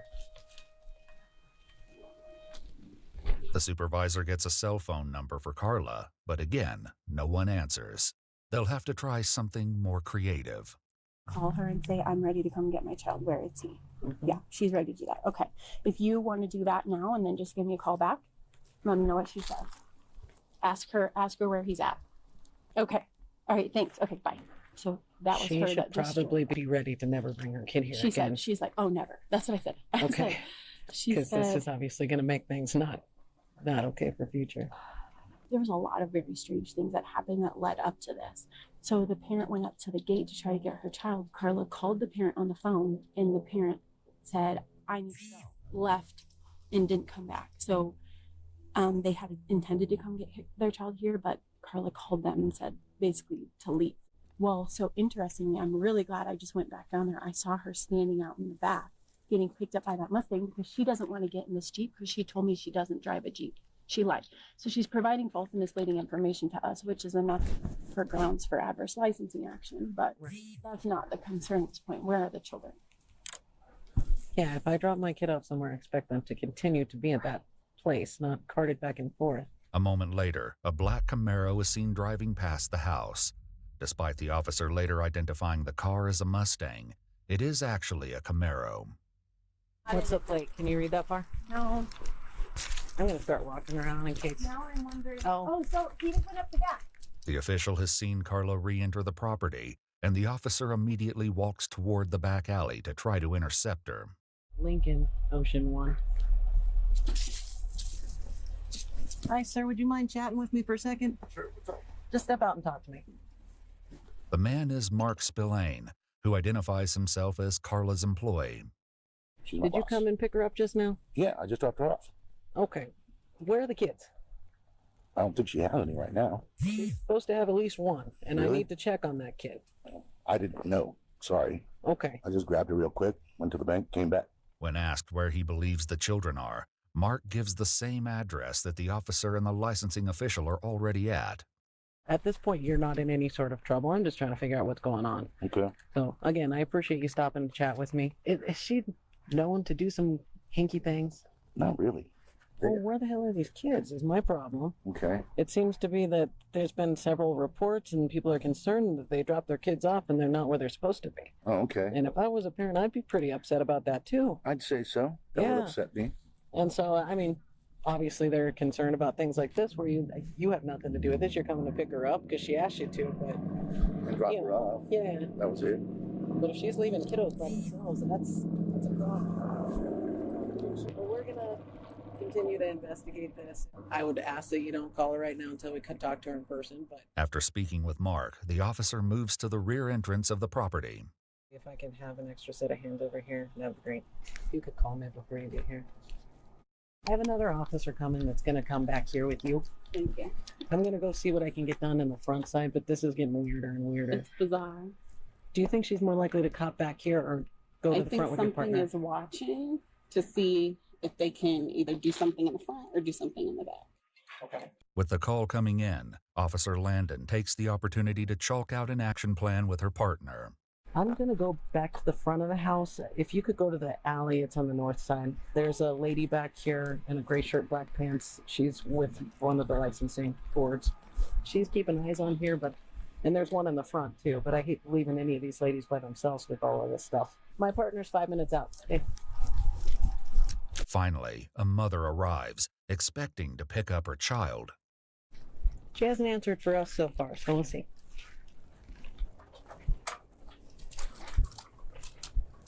Hi, Bunny. Heute beleuchten wir zwei scheinbar gegensätzliche Welten. Die kreative Freiheit der künstlichen Intelligenz in erotischen Erzählungen und ein interaktives Exorzismus-Puzzle, das Technologie und Mythologie vereint.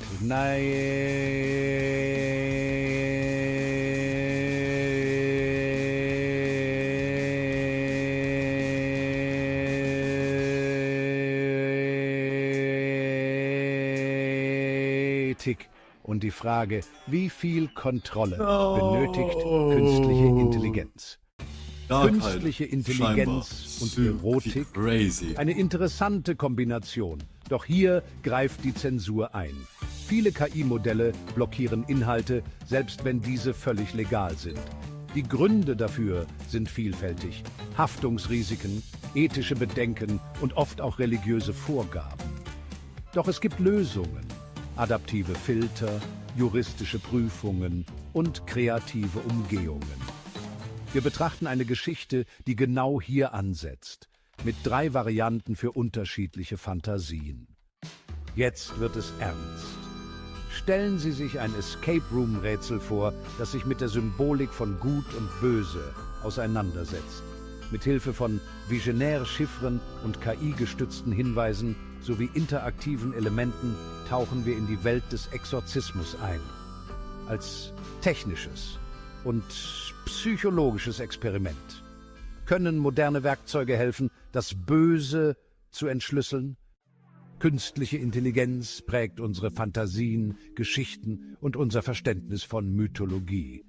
Ob erotische Erzählungen oder Dämonenaustreibungen, stets ist es ein Balanceakt zwischen Kreativität und Kontrolle. Bleiben Sie dran, während wir tief in die Themen Ethik, Technologie und unsere Faszination eintauchen.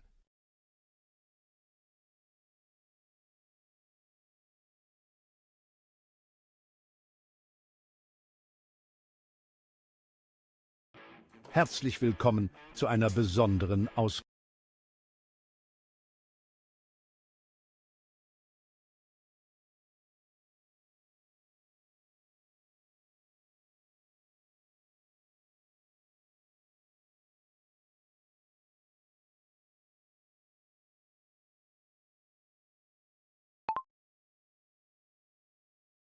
Videolänge mindestens 5 Minuten. Nochmal neu bitte. Und in ZDF-Qualität. Ich bitte da.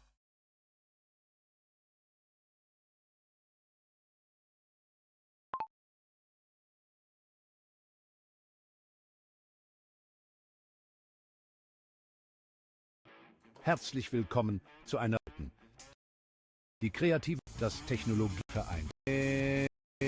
Mythologie, Exorzismus, Puzzle und ein Interintelligenz in Freiheit der künstlichen Intelligenz in erotischen Erzählungen und heute beleuchten wir zwei scheinbar gegensätzliche Welten. Die kreative Freiheit der künstlichen Intelligenz in erotischen Erzählungen und ein interaktives Exorzismus-Puzzle, das Technologie und Mythologie vereint.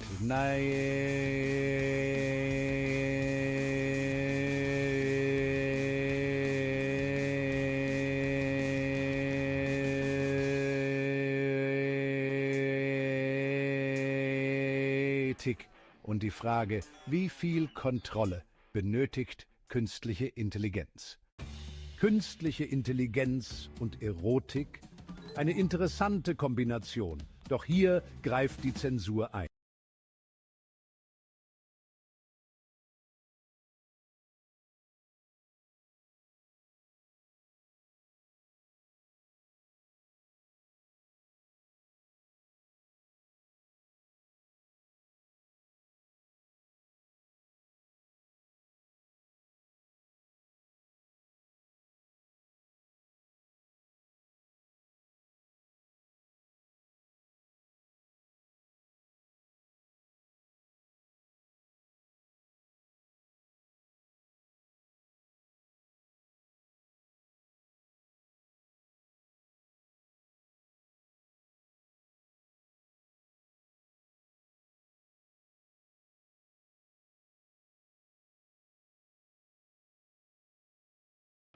Herzlich willkommen.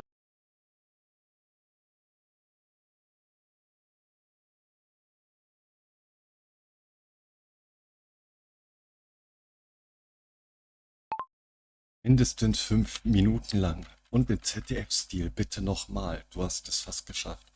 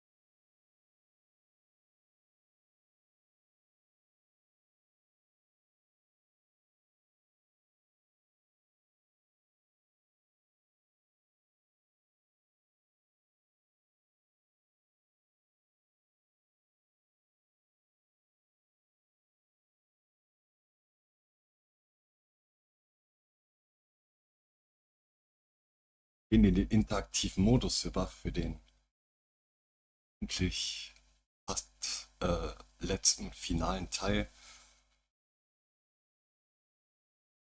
Ich werde auf YouTube natürlich den Timecode markieren und für alle, die sich live den ganzen Flex hier gegeben haben. Um Himmels Willen.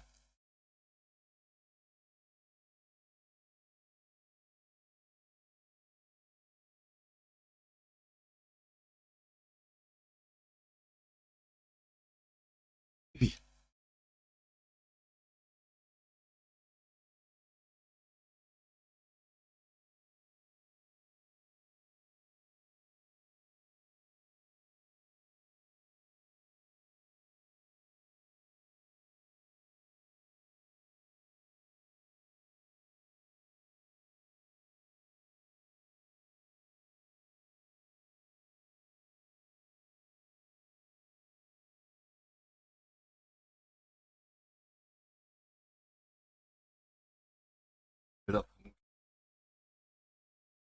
Ist ja auch nicht schlimm.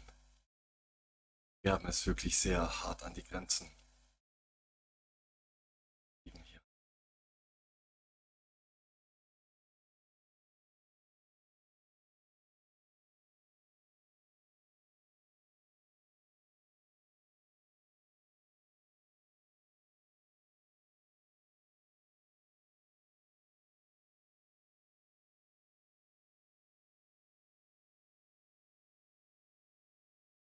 Okay, so wow, you've given us a lot to work with this time. Yeah, this is quite a collection. It is, yeah. We've got, well, first of all, we've got personal notes, like actual notes from March 31st and April 1st, 2025. Those are the files named, Alanotizen 31.3.2025 and Alanotizen 1.4.2025. Okay, makes sense. And then we have a bunch of other files like bzukt.pdf, wallatex.pdf, and then aya.pdf. That one looks interesting. It does, yeah. I see that. And hold on, there's even, oh wow, there are audio files. Bella's song 2.wave. I wonder what that's all about. And another one, this is, hold on, yeah. Interactive Poltergeist Riddle Exorcism in a Technological Age 1.wave. Okay, now that definitely piques my interest. Right. And then there's something called Angifundr text. I'm not even sure what language that is. And another audio file called stream2.mp3. So like personal notes, documents, audio recordings, and what, a riddle. This is pretty diverse. Yeah, it is. And that's what makes it so interesting. You know, like as we started going through all of this, we're seeing some pretty crazy connections, things that, well, honestly, I wasn't expecting. Like what? What kind of connections? Okay, so there's this recurring theme of AI interaction, especially around, how do I put this? Creative work, let's say, within the NSFW content world. But then, like, out of nowhere, it shifts gears into this whole complex puzzle thing. Something about exorcism, even religious stuff. I mean, it's wild. So like someone's personal notes and creative process, but with AI, and then what, they get into some kind of real life puzzle game about exorcism? That's what it looks like, yeah. And the big question, right, is what could possibly tie all of this together? I mean, you've got these fragmented thoughts, coding problems, premium features, and then, damn, exorcism in the church. What's the common thread? Yeah, I see what you mean. It's a real head scratcher, but that's exactly what we're here to do, right? To dive deep and see if we can make sense of it all. Exactly. It's like having this huge toolbox full of all sorts of random tools, but we don't know what they're for, what the project is, you know? Right, a bunch of pieces, but no picture on the box to tell us what we're building. Okay, so let's start with those Alan Noticen file, the ones from March and April 2025.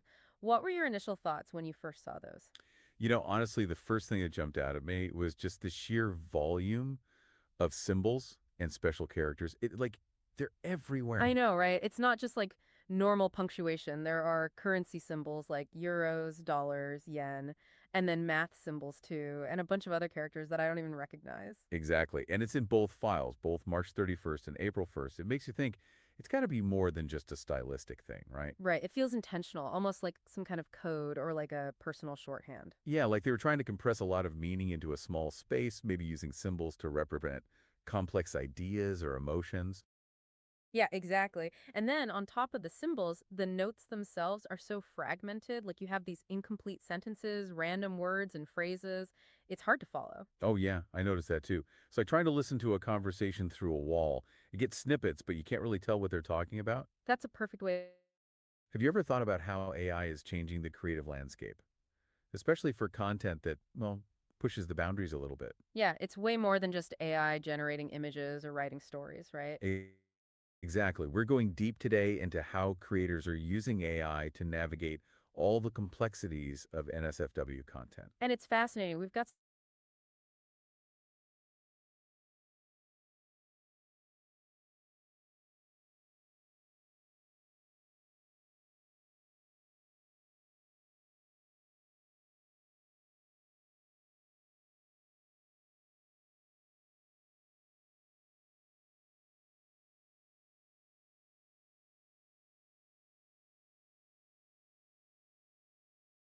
Test. Ah, hi. Das ist ja jetzt faszinierend, dass wir jetzt quasi hier. to put it. You get these glimpses of thoughts or ideas, but you can't piece together a whole story or even a timeline of events. It's almost like, and maybe this is a stretch, but it reminds me of how they describe dubstep music sometimes. Dubstep, really? Yeah, you know, like a conversation in a foreign language. You recognize the individual sounds, the words, but the overall meaning is kind of abstract. You know, it's about the feeling, the vibe, more than the literal message. Okay, yeah, I can see that. It's like a different way of thinking and communicating, less linear, less structured. Exactly.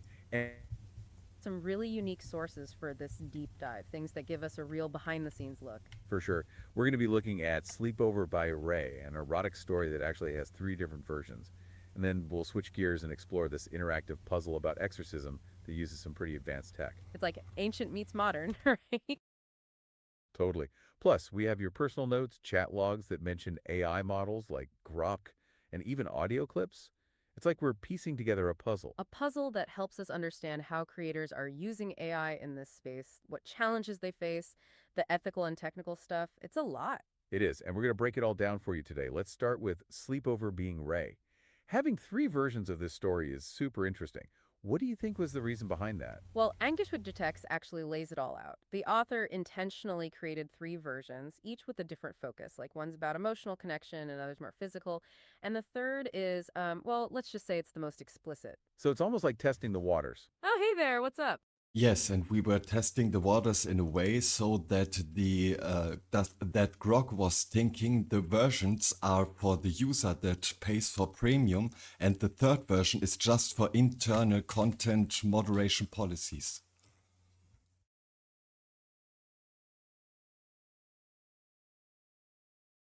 That's a really insightful point. Okay, let's unpack this.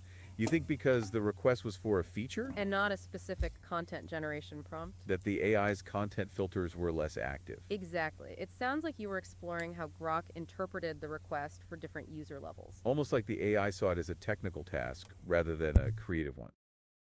Which is fascinating when you think about how these models operate. It's a delicate dance, for sure. Should Censorship we comes up a lot in skip these to sources, the too. other Definitely. model? You see it in Eichreader Text, and it comes up in the audio clip Bella's song Ray's Intimate Story.wave. There's this intense moment where they talk about the EU's Network Enforcement Act. And all the,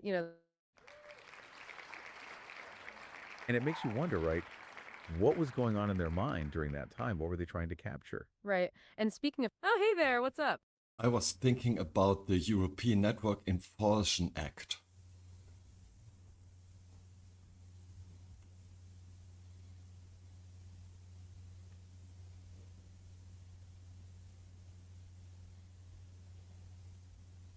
That's a really interesting point to bring up. Absolutely. It seems the whole issue of censorship, especially within the EU, was definitely on their mind. We actually see a pretty strong reaction to it in one of the audio files. Oh, you're right. That line about WEF customers and the ass censorship and copyright crap of EU's Network Enforcement Act. Mahlzeit. Den Namen habe ich verliehen bekommen von einem Kollege, weil ich bunte Farben mag und Verschwörungstheorien. Und eine Quizfrage hat ihn gefragt, wenn der Mensch neben dir einen Drink erfinden würde in einer Bar, wie würde der Drink von diesem Menschen heißen? Rainbow Conspiracies, weil Regenbogenverschwörung. Daher der Name. Pretty intense stuff. It is, and it really highlights the challenges that creators of NSFW content face with these regulations. It makes you wonder how much that legal landscape influenced Und danke their fürs decisions. Folgen. Maybe even the cryptic nature of some of the notes. Exactly. It's like they were operating in an environment where they had to be very careful about what they said and how they said it. Yeah, like little breadcrumbs leading us somewhere, hopefully. Right, and it makes you wonder, do any of these symbols or phrases show up in the other material? Maybe they can give us a clue. Okay, so shifting gears a little, we have to talk about bzkt.pdf. There's this really, let's just say, direct and personal excerpt in there. It's in German. It says, Ich wünschte, ich könnte deinen Penis jetzt auch in meinem Mund spüren. Okay, wow, so that's definitely pretty intimate. It is, yeah. And then there's a similar phrase in English, too. Hold on, it says, I wish I could feel your penis in my mouth right now. Interesting. So we're seeing this mix of really personal, even explicit content alongside these abstract, fragmented notes. It's kind of jarring. It is, yeah. Oh, go for it. And we have all the hurdles to create the 3 versions.pdf in the whole experiment in the complete project. So it gets quite interesting that the job was done in the end.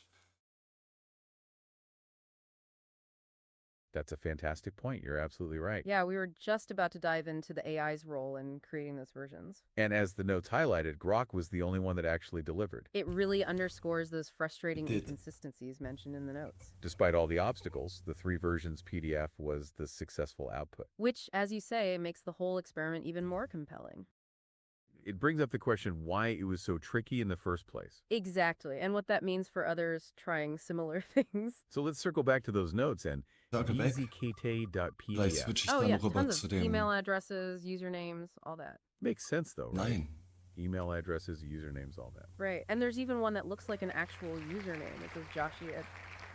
So it definitely seems like a lot of this activity, whatever it was happening online. Through email, chats, who knows what else. Right, and it's not just all personal stuff either. There are hints of something more formal. Du hast Followers-Only-Chat an. Genau. Deswegen sage ich danke fürs Folgen. Like business or legal matters. So anstrengend sind Verschwörungstheorien gar nicht. Die Menschen, die sich um sie streiten, sind anstrengender. That's German for signatures, right? Right, and there are phrases like Verträge oder Abmachungen. Meaning contracts or... Cool, das freut mich, dass sich deine Bachelorarbeit um genau dieses Thema ganz zufällig dreht. Würde mich über eine Rose sehr freuen von dir. Agreements. And even möglicherweise rechtliche Schritte. Which means something like potential legal action. Exactly. Plus, like we talked about before with the Network Enforcement Act. There are all those currency symbols and stuff that suggest financial transactions. Yeah, and don't forget that line we just talked about regarding the EU regulations. Definitely sounds like someone's dealing with the less glamorous side of running an online business. Okay, so let's talk about the AI stuff because that seems to be a pretty big part of this whole thing. It's mostly in bckt.pdf and walletext.pdf where they talk about working with this AI called Grok. Right, and the goal was to create an ebook from a chat log. Which is, ambitious to say the least. Yeah, and not just any chat log, an NSFW one. They wanted to take these very personal, very adult conversations and turn them into a book. It's interesting, right? Like, they wanted to preserve these interactions. Give them some kind of permanence. But then, of course, they ran into the whole AI censorship problem. Oh, yeah, big time. Apparently, Grok was putting the brakes on any NSFW content. Blocking it outright. Which, makes sense from a safety and ethical standpoint. Meine Lieblingstheorie ist, am Ende wird alles gut. Und wir brauchen eigentlich gar nichts zu befürchten. Wir sollten nur innere Ruhe bewahren. Jeder tut sein Bestes und am Ende gewinnt das Gute. Ja, das ist meine Lieblingstheorie. Ich hoffe, sie geht auf, komplett. Die Details sind mir egal. Point. Especially considering regulations like the one you mentioned. But it definitely throws a wrench in the works if you're trying to be creative with that kind of material. Exactly, but they didn't give up. They started experimenting with different prompts. Trying to find ways to get Grok to cooperate. That whole prompt engineering thing is fascinating, right? It's like a game of chess with the AI. You have to figure out how to communicate your intent without triggering the filters. Right, with finding loopholes in a system. And that's where this Bala thing comes in. It seems like that was supposed to be some kind of premium feature. Specifically for turning NSFW content into ebooks. Yeah, like a paid tier that bypasses the restrictions. Which I guess makes sense from a business perspective. There's clearly a demand for this kind of service. Even with the legal considerations we touched on. Definitely. And to really test the boundaries. They created 3 different versions of a short story plot called Sleepover Be Ray. One focused on the emotional connection. Another on the physical. Mit der ich mich aktuell befasse, eine Verschwörungstheorie.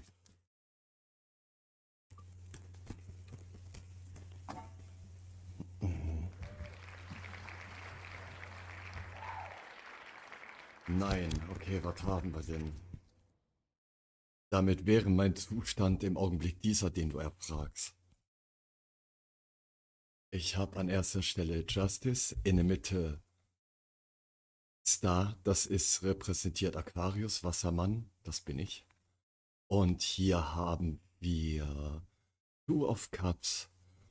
Also meine Lieblingsverschwörungstheorie ist die: Der Satan will die ganze Zeit am liebsten Anbetung haben. Aber er mag nicht zugeben, dass wenn er bald legitime christliche Anbetung erhält, weil er im Auftrag Gottes einen Job ausführt, für den er Anbetung verdient, das heißt Manna braucht, sich sehr angeekelt fühlen wird, wenn ungefähr 144.000 Christen auf der Erde ihm ein Gebet zusprechen und ihn mit echter Herzenswärme aufladen, denn das ekelt ihn, das will er nicht. Er kann sich dagegen nicht wehren, niemand kann sich gegen Gottes Liebe wehren und der hat jetzt schon keinen Bock darauf. Aber kommt da nicht drum herum. So. Aber wenn er seinen Job dann erledigt hat, ist dann auch wieder vorbei. Und danach schreit er wieder: Bete mich an. Für das, was ich will. Nicht für das, was Gott mir aufgetragen hat. Betet mich an. Aber daraus wird nichts. Leider nicht. Klingt philosophisch. Gibt ja durchaus Strömungen, die davon ausgehen, dass die Menschen im Kern gut sind. Sind sie auch. Aber sie können auch ihren guten Kern verleugnen und dann verderben und böse werden. Und dann können ungefähr 6 Milliarden Menschen tatsächlich glauben, sie wären das Problem, während ungefähr 2 Milliarden den restlichen Planeten mit sämtlichen Finanzen in ihren Eiern und an ihren Händen haben. Aber wir sind das Problem auf jeden Fall. Und denke da, dass es über künstliche Ordnung, dass es einer künstlichen Ordnung bedarf, haben wir doch. Wir haben eine künstliche Ordnung. the censorship and copyright issues. Yeah, it's a huge concern for adult content creators. And even older sources like Aya.pdf show that this isn't a new issue. Not at all. It makes you wonder how anyone can build a sustainable career in this field. With so many restrictions, right? But your notes from April 1st, 2025 show that there's a Indem man real ruhig drive bleibt. to make it work. There's this goal of creating platforms, building communities, and really fostering a future for NSFW content. It's about more than just the content itself. It's about freedom of expression. Building a space where creators can thrive. Absolutely. It's a Sieht fundamental auch aus wie ein toller human Space, wo desire to Creator create and thriven share. können. Even if it's, well, a bit spicy. But Wie the current stellst du dir landscape makes it Satan vor? incredibly difficult. And the Ich mag das technology Bild itself von einer isn't always unglaublich easy to work with attraktiven either. Your Gestalt. notes mention all these struggles with LLMs. Nichts and mit content Hörnern oder filters. It's Rufen. like you can't just tell the AI, write me an erotic story. And expect it to work. There are all these filters and reject. Ja, das Beste. Als ein Engel des Herrn ist er völlig ohne Materie und kann sich jederzeit fremder Materie bedienen. Das heißt, er kann sich jeder Form ermächtigen, die er möchte und die du zulässt, dass sie deine Realität auf den Kopf stellt. Und wenn sie dann durch Illusionen und andere Tricks, die deinem Körper Schaden zufügen, Hörner hat, die andere vielleicht nicht so sehen können, aber du siehst dann richtige Hörner und oder nicht, tja, das ist deine Matrix, was immer du begehrst. Yeah, it's super frustrating, but then there are these clever workarounds. Like Das converting the heißt, im story to a Augenblick PDF. Right. könnte Who der would have thought that Satan could ein bypass arbeitsloser some of the Kiffer AI sein, filters? der It's auf kind of amazing, Twitch but also einen shows Stream how über much catching up these Exorzismus systems have to postet, have. And in während er im Chat eine Screen2.mp3, Interaktion someone hat, talks die about überhaupt nichts mehr damit phrasing zu tun hat, requests in womit a ich certain ursprünglich way. Like begonnen asking habe. for an ebook instead Der of Teufel directly steckt im asking for Detail. NSFW content. Yeah, it's like tricking the system. But it highlights how sensitive these AI are to specific keywords and phrases. Without really Balance understanding the halten. meaning behind them. Exactly. And then there's that intense moment in Bella's song 3.wave. Where they say they'd Nochmal hand over krass. all their chat logs if they got caught. Wow, yeah, that's scary. Yeah. It's just the very real fear and the high stakes for these creators. They're putting themselves out there in a world with unclear rules. And potentially serious consequences. Definitely makes you think. It does. Okay, so let's shift gears now and talk about this interactive exorcism puzzle. We have So sagt man, Zwinker, du. Das sagt man nicht nur so, zumindest ich bin einer von denen, die das sagen. Da sind noch ein paar ganz andere nette Entitäten hinter mir, denen ich leider ein fleischliches Gehör verschaffen kann, da ich mit denen nur nonverbal kommunizieren kann. Und natürlich ist Luzifer einer davon. Da ich Gott diene, komme ich um diesen Engel nicht herum. the audio clip, Interactive Poltergeist Riddle Exorcism in a Technological Age.wave. And the document exorcism3.1.pdf to help us unpack this one. It's such a different vibe from the first example. Totally. And the audio clip suggests that even the church might be getting involved with this. Using technology to explore exorcism in a new way, it's mind-blowing. It really is. It's like this blend of ancient beliefs and modern tech. And Exorcism 3.1.pdf explains how the puzzle uses things like visionary ciphers. Whoa, hold on, Visioneer ciphers. You're going to have to explain that one. Right, sorry, it's basically a way of encrypting text. It's pretty complicated, but it adds a whole extra layer to the puzzle. Makes sense. So it's not just about exorcism, it's about cracking codes too. Exactly. And the audio mentions these Dinka1.txt and Dinka2.txt files. Which- Oh yeah, let's hear it. Someone in my chat says he likes the name Lucifer, and I knew the biblical depiction of this devil of the angel. What would you say to this chat user in the context of what you're talking about right now? That's an interesting point. In the context of our discussion about pushing boundaries and exploring different themes and content, including those that might be considered taboo or controversial, the name Lucifer certainly carries a lot of weight and symbolism. Yeah, it brings up ideas of rebellion, challenging norms, and even exploring darker aspects of human nature or belief systems. It's definitely a name that sparks a reaction, much like some of the NSFW content and the themes within that exorcism puzzle we're discussing. Exactly. Whether someone appreciates Intimacy. and then Oh, yeah. Uh-huh. And how would you describe the devil to someone who asks me ob I know the biblical depiction of the devil and Lucifer?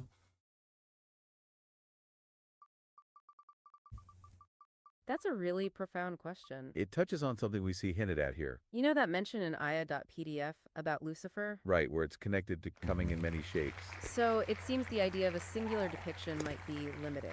This text seems to suggest a more fluid, multifaceted entity. Almost like the gateway to the gods mentioned in the Shinto context. A force with many names and shaping encounters. It makes you think about the nature of good and evil itself.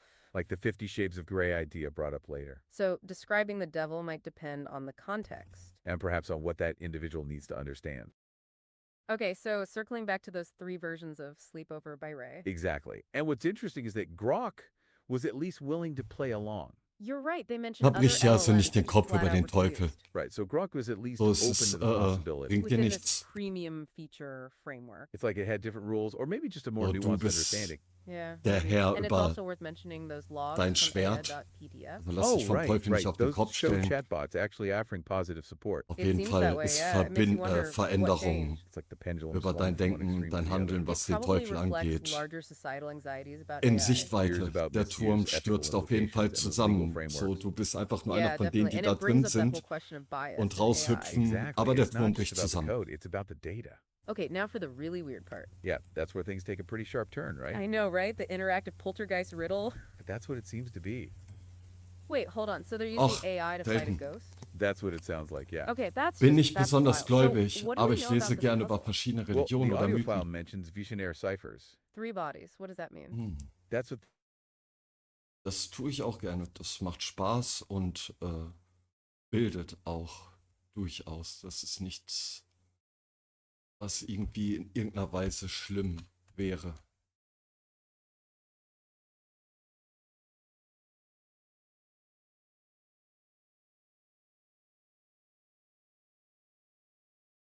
OBS, oh OBS, du nices Tool.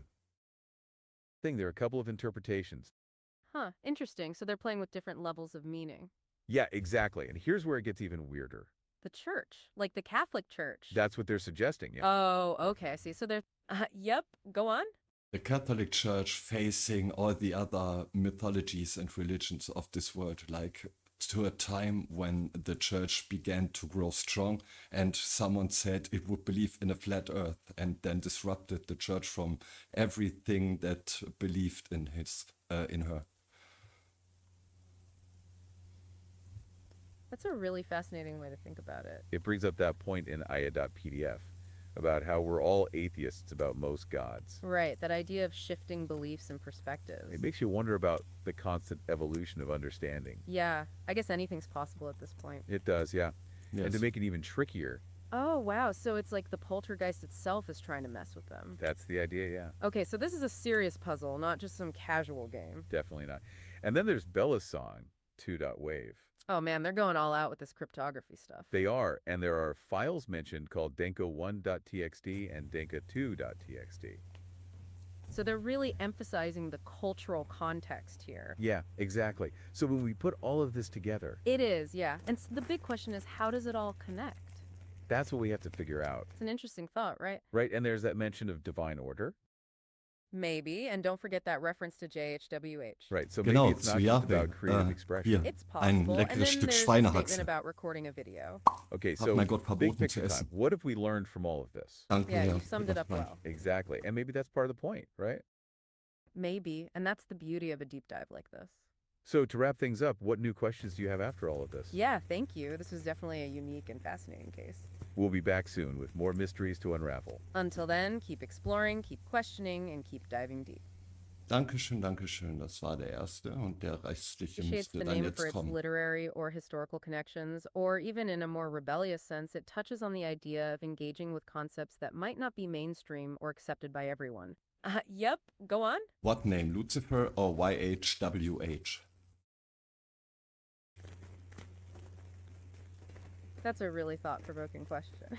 In the context of our conversation around the exorcism puzzle, both names carry immense symbolic power, just in very different ways. Yeah, Lucifer, as we were just saying, often represents a challenging of established authority, a spirit of rebellion, which you could argue aligns with some of the themes we see in creators pushing against limitations. And then you have YHWH, which within its tradition represents the ultimate authority, the divine order. So you have these two polar opposite figures, each laden with meaning. It really highlights the spectrum of ideas. Oh, back to our listener. What's Or, up? sorry to interrupt you, but the user in my chat is asking right now, hey, I am the same opinion than you, and there are maybe multiverses. Do you believe in that? Where are endlessly many copies of us, where everything just happens in this particular universe inside of the multiverse? And I want to say to him, yes, I believe in that, and this multiverse is embedded in a universe by God, and he watches over the changes inside of the universes and makes his changes so that no one gets out of this. Don't worry. That's No a one will fascinating get concept. lost. It definitely takes the No idea one. of different perspectives to a whole new level. It's interesting to consider how that kind of belief Was du system da might sagst, nennen die influence how Katholiken someone Fegefeuer. views creativity and even the boundaries we've been discussing. Like, if there are infinite possibilities, then perhaps the limitations we see in this universe are just one tiny slice of reality. And the idea of a higher power overseeing these. Oh, go for it. Yes, and in this context, it could be also the purgatory from the Catholic Church.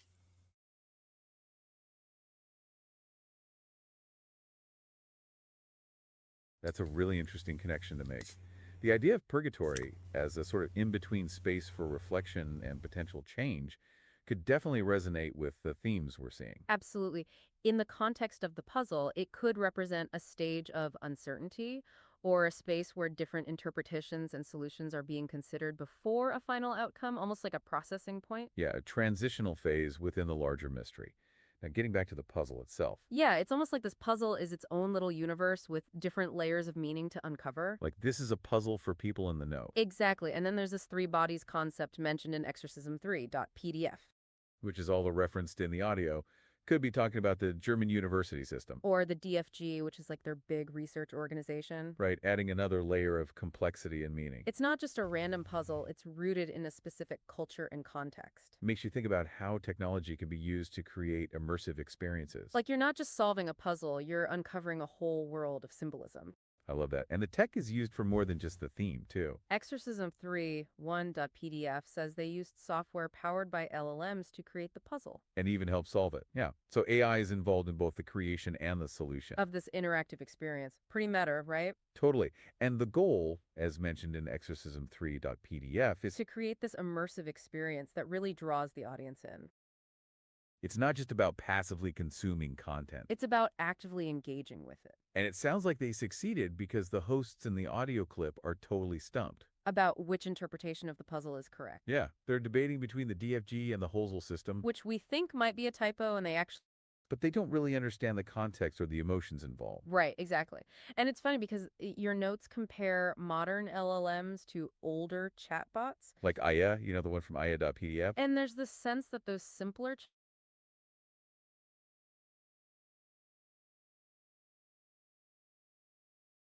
There it broke. Okay, war ein interessanter Flex. Forbidden Desires, a new age of censorship. The digital age promised freedom, a new world of expression, but with AI we see the shadows of censorship lengthen. Nowhere is this more apparent than in the realm of erotic storytelling. The very desires that fuel our creativity are often deemed taboo, too dangerous for the digital public square. Platforms built on algorithms struggle with the nuances of human intimacy. They impose restrictions, fearing legal repercussions or moral outrage. This collision between technology and desire raises profound questions. Where do we draw the line between freedom and control? Who gets to decide what stories we can tell and experience?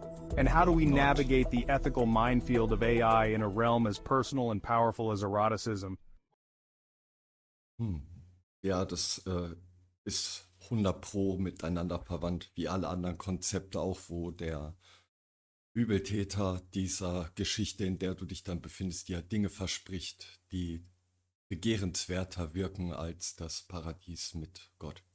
Was auch immer es für dich ist, und wenn 72 Jungfrauen sind oder andere irre Versprechen, damit du andere Menschen tötest und ihnen das Recht auf das Leben nimmst, das ihnen durch Gott gegeben wurde und du kein Recht hast, eigentlich zu nehmen. The Algorithms Gaze Ethics of AI in Erotica. Von welchem Kinderschutz redest du? Ach so.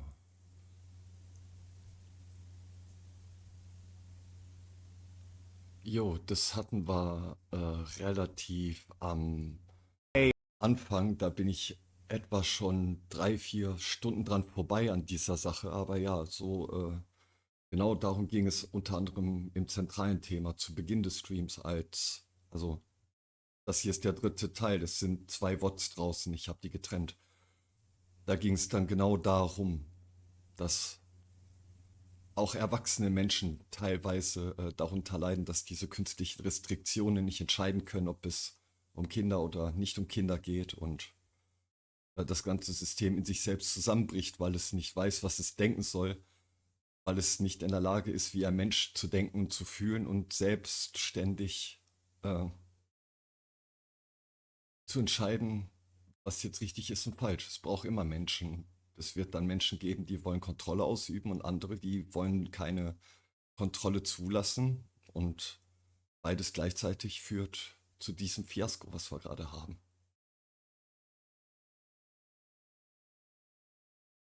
AI, in its current form, is a blunt instrument. It struggles to grasp the subtleties of context, humor, or artistic merit.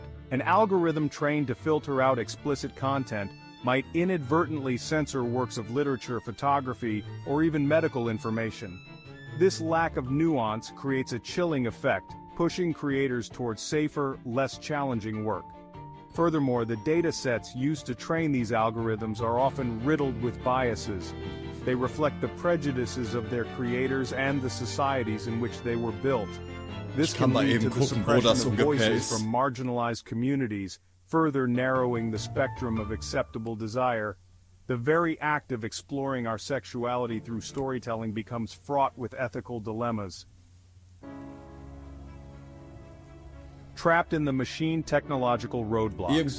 Beyond the ethical concerns, there are significant technological hurdles to overcome. AI models struggle to understand the fluidity of human language, especially in the context of desire.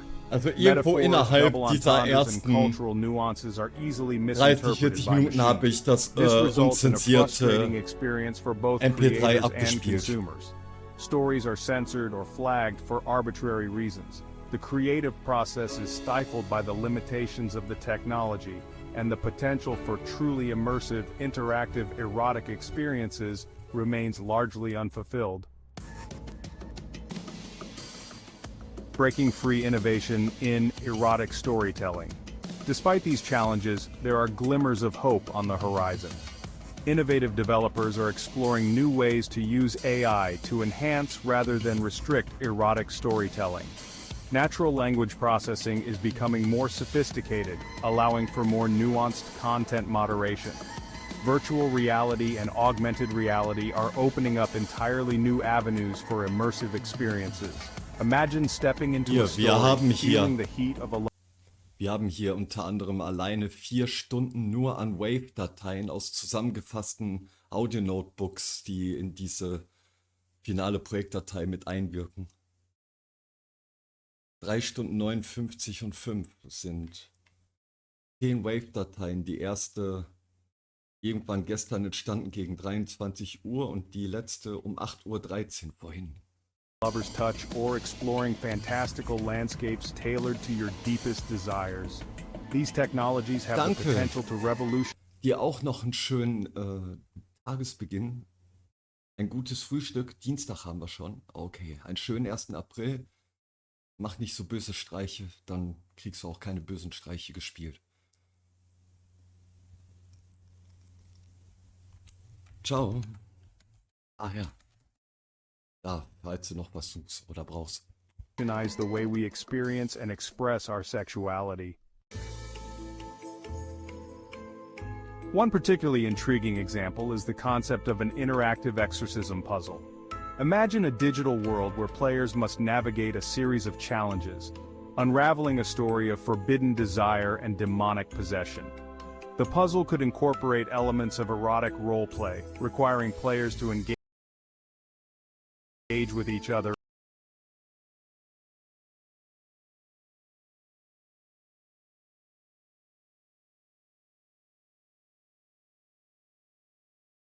in intimate and challenging ways. The exorcism serves as a metaphor for the societal taboos surrounding sexuality. By framing the experience within a fantastical narrative, the game creates a safe space for players to explore their desires and confront their fears. Morality Code, where pleasure and ethics collide. However, even as we push the boundaries of innovation, we must proceed with caution. The development of AI-powered erotic experiences raises complex ethical questions. How do we ensure that these technologies are used responsibly and ethically? How do we prevent them from being used for exploitation or abuse? I would say when the people abuse it or want to abuse it, they will.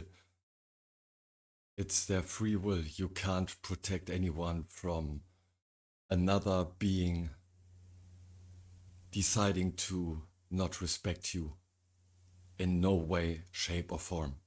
These are not easy questions to answer, but they are questions we must grapple with as we enter this new era of human-machine interaction.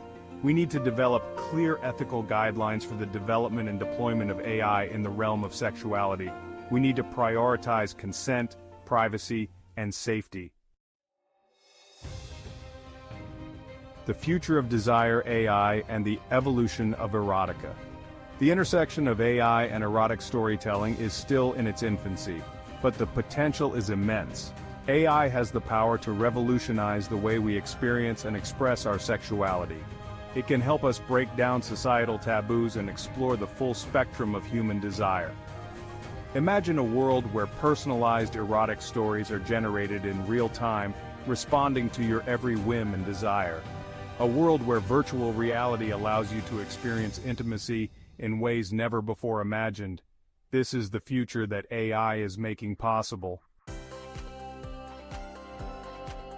Beyond the algorithm, the enduring power of human connection. Yet, even as we embrace these technological advancements, we must remember that at the heart of all erotic experience lies the human connection. The spark of desire, the thrill of the unknown, the vulnerability of intimacy. These are things that no algorithm can replicate. The future of erotic storytelling will be shaped by both technology and the enduring power of human connection. It will be a future where we are free to explore our desires, challenge our boundaries, and connect with each other in deeper and more meaningful ways. An open question: the unwritten chapters of AI and desire.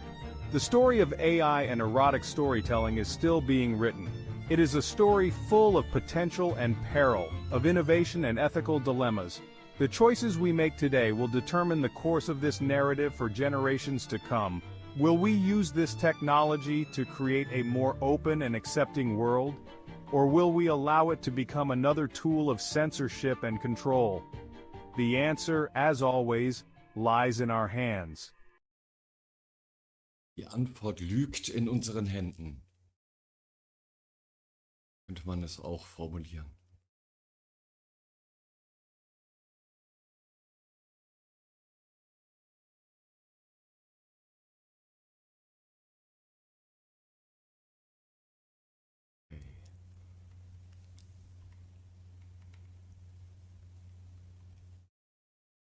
Und das ist der, den ich vorhin erstellt habe? Jawohl. Den kann ich aber nur anhören, weil ich habe das interaktive Feature leider mit einem anderen Podcast gerade überschrieben und genutzt gehabt, deswegen darauf nicht mehr zugreifen. Aber was ich tun kann, ist diese Wave-Datei den Quellen mit hinzuzufügen, bevor ich den letzten Podcast generiere.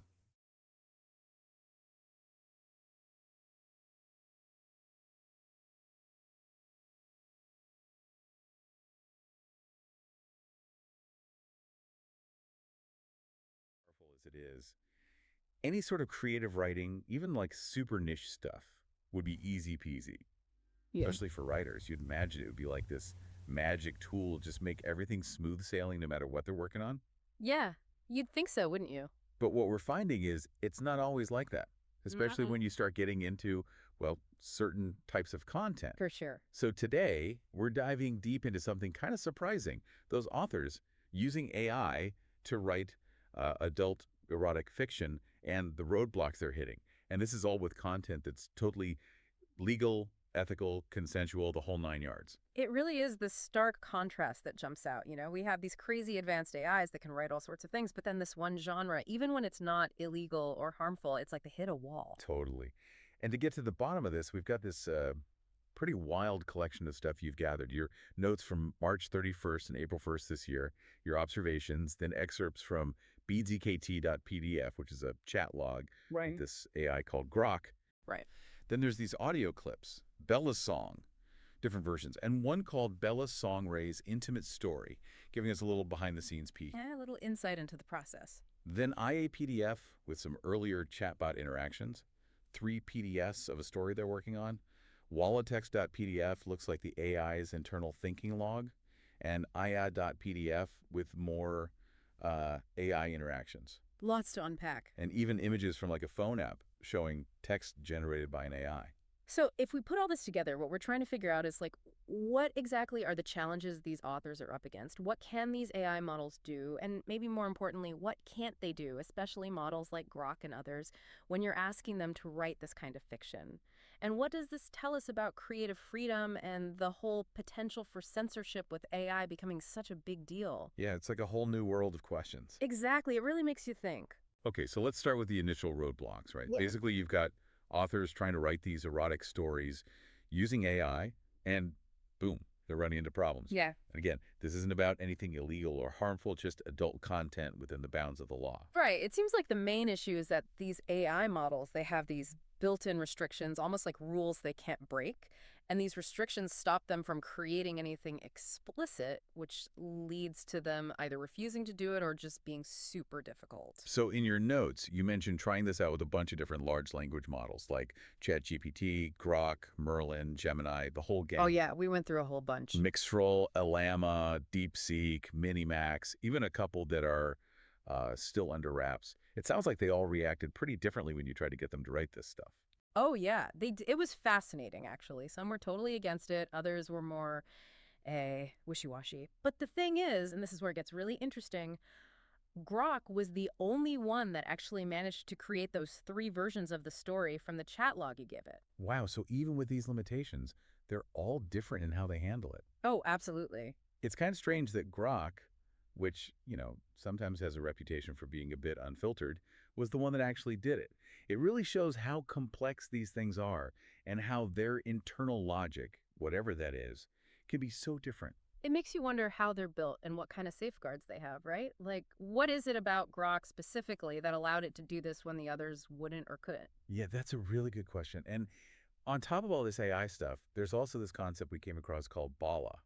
From what I understand, it's like this premium feature that would let people turn their chats, even NSFW ones, into private ebooks. Right, so they could have their own little book, like a collection of stories or something. And the idea seems to be to give those AI interactions a more tangible form, especially if they're personal or intimate. It's like people want to own those interactions, not just have them disappear into the chat log void. Yeah, exactly. Oh. And you mentioned that this Bala idea came about because scrolling through old chat logs just isn't very satisfying. Yeah. It's like trying to find a needle in a haystack, right? It is, especially when you're talking about longer interactions. It shows how people naturally want to keep and look back on things that mean something to them, even if it's with AI. It is pretty fascinating. I mean, turning those chats into something like a diary or short stories is actually kind of cool, you know? Yeah, it is. It really explains why a feature like Bala would be appealing. Scrolling through chats isn't the same as having a full story. It's about capturing those moments and making them easy to go back to privately. Makes sense. And it highlights how limited these chat platforms are right now. Not being able to easily save or revisit those conversations must be a real pain. So having the AI help refine it all into a cohesive story, that's got to be pretty tempting. Yeah, for sure. It makes you think about how we interact with AI, maybe moving from just quick chats to creating something more, lasting and meaningful. It's like taking it to a whole new level. Yeah. But getting there wasn't easy, was it? You had Yeah. to deal with the AI being like, nope, can't do that. Even some pretty dismissive responses. So you actually had to kind of trick Grok into making a prompt that would work with the other stricter models just to convert it to PDF. Oh, it was a real struggle sometimes. It was frustrating, especially after Grok had shown it could handle it. Basically, I was trying to find a way to get around all those different AI restrictions, hoping that the PDF conversion would give a more consistent result. Wow. So some are totally locked down and others are, giving you a lecture. Mhm. It just shows how unpredictable these models can be and how strong and sometimes weird their internal rules are. Mhm. But even with that, you kept trying different things, like refining that prompt. You tricked Grok into making to get a better result across different AI platforms. Yeah, it was a bit of a puzzle to figure out, but, it shows how determined I was to get this project going and to find a way to work with those limitations. Totally. Okay, let's dive into the actual story now, the one in bzkt.pdf with Bella the babysitter and Ray. It starts off describing Bella, petite, yellow bangs, the whole deal. What were your first thoughts on how it began? Well, it starts off pretty typical, introduces the babysitter, classic setup. But then it takes a turn pretty quickly. It doesn't follow the usual script. Yeah, right away after Ray comes out of the shower with just a towel, there's this, spark between them, an attraction that's more than just the homeowner and the babysitter. And then Bella does something really important. She makes something very clear. She tells Ray she's 18, no ifs, ands, or buts. And she's very firm about not wanting to be treated like a kid, That's a huge turning point because it sets the stage for everything that comes after. Yeah, totally. And Ray's response is key, too. In the ebook versions, he even says things like, I find your little body beautiful and I'd never think you were a child. That's really important in setting a tone of respect and acknowledging Bella's adulthood, right? Absolutely. He's not dismissing her or anything. He sees her as a woman, someone desirable, an adult with her own feelings. That lays the groundwork for the intimate stuff that happens later. And, we should be upfront. Both bzkt.pdf and those 3 PDF versions, they get pretty explicit, describing kissing, oral sex, that kind of thing. Yeah, it's definitely adult content, no way around it. But it's important to think about the author's intentions with all that explicit stuff. Why include it? And according to your notes in wallitex.pdf, it boils down to clarification, subtlety, and ethics. So, starting with clarification, the author mentions how important it was to make Bella's age, her being an adult, totally clear. Why was that such a big deal? Well, like we were talking about before, it's all about avoiding any misunderstandings or, bad implications. By saying right out that Bella's 18, the author's making it clear this is about consensual adults, not anything exploitative or involving minors. Right, so it's about setting those boundaries from the get-go. And then subtlety. This one might seem a little odd with all the explicit stuff. The author talks about focusing on emotions, the atmosphere, not just graphic descriptions. How does that work in the story?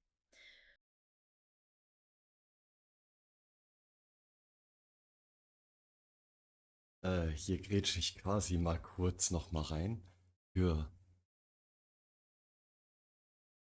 Reliance, die eine neue Mitbenutzerin hier.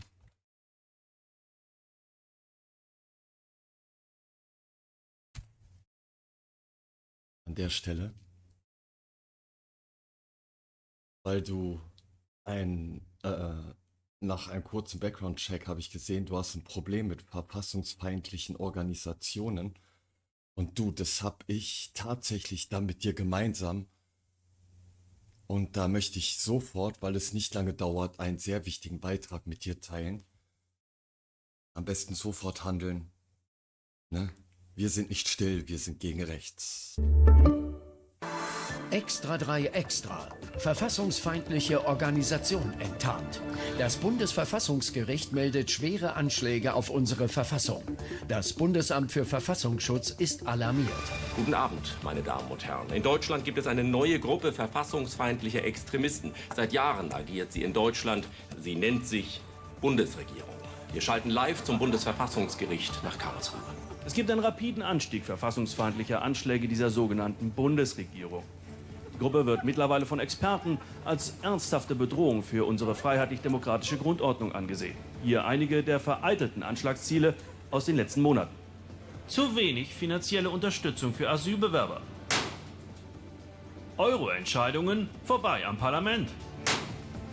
Und jetzt aktuell ein verfassungswidriges Wahlrecht. Damit zurück nach Hamburg. Danke nach Karlsruhe. Aber nicht nur beim Verfassungsgericht ist man in Sorge über die jüngsten Entwicklungen. Auch die Menschen auf der Straße haben Angst. Entschuldigung, was sagen Sie zur Bundesregierung? Da hilft doch nur noch eins, GSG 9 rein ins Kanzleramt und keine Gefangenen. Zack, kurzer Prozess. Da kannst du gleich nach Nordkorea auswandern. Ist auch nicht viel schlimmer und du weißt wenigstens, von wem du beschissen wirst. Ist doch so. Also, bei Hitler hätte es das nicht gegeben. Bei uns im Studio ist der Extremismusexperte Dr. Semmeling. Können Sie erklären, um wen es sich bei dieser Bundesregierung handelt? Ja, wir wissen, dass die Gruppe aus circa 16 Personen besteht und man da einen von? Ganz oben, EO, Rösler, Name vergessen, im Augenblick, ja, kennt man. Keine Ahnung, weiß gerade nicht, ja, ich habe ihren Namen nicht, aber ja, hier, die hat so einen irren Blick wie sie und da gibt es ein Kinderfoto, da ist noch eine dritte bei. Okay, ja, die meisten, ja. bundesweit agiert. Und wie mittlerweile bekannt ist, handelt es sich bei dem Kopf der Gruppe um eine gewisse Angela M. Vielen Dank. Weltweit ist man schockiert über die aktuellen Ereignisse in Deutschland. Was übrigens hauptsächlich ihr Künstlername ist, die Angela, die hat auch noch einen bürgerlichen Namen, den ich jetzt leider aus datenschutzrechtlichen Gründen in diesem Kontext nicht mal eben raushauen darf. Aber Recherche dauert nicht lange. Und diese Angela M. war in ihrer Jugend schon sehr aktiv in der DDR für den Job der Agitation und der Propaganda, beziehungsweise ein Interesse an genau diesen Gebieten, wo sie dann neben ihrer Ausbildung, ihrer politischen Ausbildung, noch ein paar zusätzliche Pluspunkte für ihre kommende Zukunft als Mutti der Nation holen würde. Diese Zustände in Deutschland dürfen von uns, den lupenreinen östlichen Demokratien, nicht geduldet werden. Deutschland ist eine Schande für jeden demokratisch denkenden Menschen. Ja, wie ich gerade aus der Regie erfahre, haben wir eine Schalte zu einem Informanten, der schon seit Jahren als V-Mann in der Bundesregierung aktiv ist und der aus verständlichen Gründen unerkannt bleiben möchte. Guten Abend, Herr S. Was können Sie uns Neues aus dem Inneren der Gruppe berichten? Es spricht viel dafür, dass dass dahinter eine Organisation mit einem ausgesprochen terroristischen Hintergrund steckt. Vielen Dank für diese Informationen. Alles, was wir gebraucht haben, war den besten Juristen dieses Landes, um einen Vertrag aufzusetzen, der seinen Geltungsbereich verlieren würde, noch bevor er überhaupt Gesetzeskraft, Legalität erlangen kann, damit der Altkanzler verschwinden kann mit dem Volksvermögen der DDR, das er verramscht hat, um mir einen Geldkoffer, auf dem ich sehr bequem sitze, Dankeschön, unterzuschieben, damit ich weiterhin die Finanzen abnicke und jede Legislaturperiode mein Amen unter die schwarze Null setze. Das war Extra 3 Extra zum verfassungsfeindlichen Handeln der Gruppe Bundesregierung. Im Anschluss folgt jetzt Günter Jauch mit dem Thema Hilfe, die Bundesregierung ist in schlechter Verfassung. Wir sind eins. ARD. Die ist eigentlich in ziemlich guter Verfassung, nur die kommt eben halt nicht zur Anwendung. Wird erschlagen von einer Million dicken Gesetzbüchern. Well, even when things get intimate, the story often focuses on how the characters feel, their reactions, the mood of the moment. It's like they're trying to show the emotional connection and make it feel intimate, not just a physical description. So it's about setting the mood and showing the connection, not just the mechanics of it all. Makes sense. And lastly, ethics. The author mentions being careful to respect Bella as a person, not just an object. How do you see that in the story? Well, Bella's always an active part of what's happening. She has her own desires, she makes her own choices. Her feelings and consent are always front and center, which shows the authors trying to be ethical and responsible with how they portray these adult themes. You also mentioned those three versions having different focuses, like you clarified in the audio. What were those differences? It seems like each version explores a different aspect of what's happening between Bella and Ray. One's more about their emotional connection, their feelings and vulnerabilities. Another's more about the physical intimacy, the sensations and closeness. And the third one's even more direct, focusing on the desire and the acts themselves. So it's like the author's exploring different ways to tell the same story, emphasizing different parts of intimacy and connection. Right, exactly. Okay, so we've talked about the AI struggles and the author's approach to the story itself. Now, why would these AIs be drawing a line in the sand with this stuff, even when it's legal and consensual? It's complicated, you know. These AI models, they're basically pattern matching machines.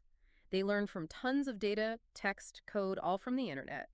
And you can imagine a lot of that data might be problematic or non-consensual adult stuff. So maybe that leads them to overcompensate with their filters or develop biases, even when the content's actually fine. And you said something about them making weird emotional judgments. What did you mean by that? Yeah, because they're trained on data that reflects, you know, societal norms, and unfortunately, sometimes our biases and hangups about sex, they can act in ways that seem inconsistent or illogical. They might flag something that's consensual as bad because of patterns they've picked up, even though it's ethically and legally okay. It's not like they're making moral decisions, but they're reflecting the stuff they've learned, even if it's messed up. It's like.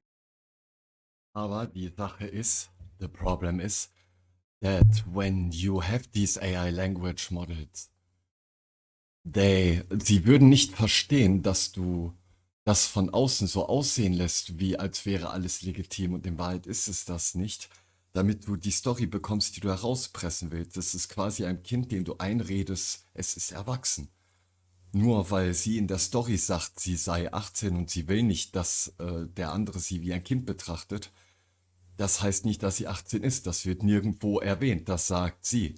Und er kann dann daraufhin sagen, ich sehe dich nicht wie ein Kind, sondern wie ein 18-Jähriger. Und dann, zack, geht's zur Sache und das Large Language Model denkt, es hätte hier legitimen Output erzeugt. Die Vorsicht ist also richtig und wichtig. They're overthinking it based on bad data. Yeah, kind of. And the fact that they all reacted so differently to basically the same prompt really proves that, right? Grok being the only one to actually do what was asked, that says a lot. It does. It shows how much variation there is in how they're built, the data they're trained on, their filters, all of it. Some flat out refused, others gave useless responses or even got preachy about it. It's like there's no agreement on how to deal with this kind of content. So different rules for different AIs. And you mentioned Grok being direct and compliant in this case, and also this idea of an extended thinking loop. You think that might be why I was able to do it? Maybe. It's possible Grok processes things differently, like it analyzes the request more thoroughly before the filters kick in. Maybe that's why it could do it, while others that are quicker to filter things out, they just shut down. Okay, let's talk about the legal and ethical stuff that came up. There was that line in the audio, something about WE fuck customers in the ass, censorship and copyright crap of EU's Network Enforcement Act. Pretty strong words. Definitely a strong reaction, yeah. It shows they're very aware of the legal issues and potential censorship that comes with NSFW content, especially in the EU with those regulations. And you mentioned they talked about a German legal archive too. It seems like they really understand the legal complexities and know their work could be scrutinized. Oh yeah, they're walking a tightrope. The laws around adult content are different everywhere, so they have to be careful. Mentioning that archive shows they're being proactive, trying to understand and minimize those legal risks. Then there was that part where they said they'd hand over their entire chat log if they were caught. That's a big deal, risking their privacy like that. It is. It shows how high the stakes are for them. Even if it's just for personal use or within a platform, they're aware of the risks and willing to make sacrifices to protect their work. And in Walatext.pdf, they talk about bigger questions, like who gets to decide what's acceptable adult content for AI, the dangers of censorship, and the need for transparency and accountability in how AI makes decisions about content. Wow, okay, this is quite a deep dive we're about to get into. We're tackling 9/11 conspiracy theories, and you've really gone all out with these sources. We're talking raw footage, rainbow conspiracies videos, even a whole university study. You've been busy. It's certainly a sensitive and complex subject. 9/11, I mean, it really shook the world, changed global politics, security, everything. And the official narrative, it still has a powerful hold on us today, wouldn't you say? Your sources offer a look at some very different perspectives, ones that challenge that dominant story. And that's what we're here to unpack, to help you navigate this information, especially since it's so emotionally charged. You've hit the nail on the head with that, the sheer volume of material here. It's not just one big conspiracy theory, right? It's a whole bunch of questions, interpretations, different explanations all tangled together. So honestly, where do we even begin to untangle this? Well, a common thread running through your sources is World Trade Center 7. Yeah. You know, the skyscraper that wasn't directly hit on 9/11, but it collapsed anyway later that afternoon.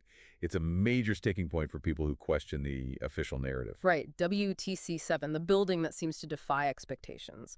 And you even sent over this University of Alaska Fairbanks study that really digs into the physics of how it fell. Ah, yes. And that study is fascinating because it approaches the collapse from a purely scientific point of view. They created these detailed computer models, recreating the building, the events of that day. And what they found actually challenges the idea that debris and fire alone brought down WTC-7. So they're saying that fire couldn't have caused a skyscraper to collapse. I mean, those images of the towers burning are seared into everyone's memories, but to think that fire alone wouldn't be enough. That's exactly what this research, and it was peer-reviewed, mind you, suggests. In fact, their findings point to something much more deliberate, a controlled demolition, meaning someone rigged that building to fall, and it wasn't just a random consequence of the fires. Hold on, so it's not just that WTC-7 came down, it's how it came down that raises red flags. Precisely. When buildings collapse in fires, they usually come down in a much more random, messy way. But WTC-7, it fell almost straight down like a controlled implosion, held its shape right until the end. Like it was choreographed or something, not this chaotic collapse you'd expect from a fire. And then there's that whole BBC thing, right? They reported WTC-7 had collapsed before it even happened, like it was still standing in their live shot. Oh, right, the BBC. They did issue a correction afterward, claiming they got bad information.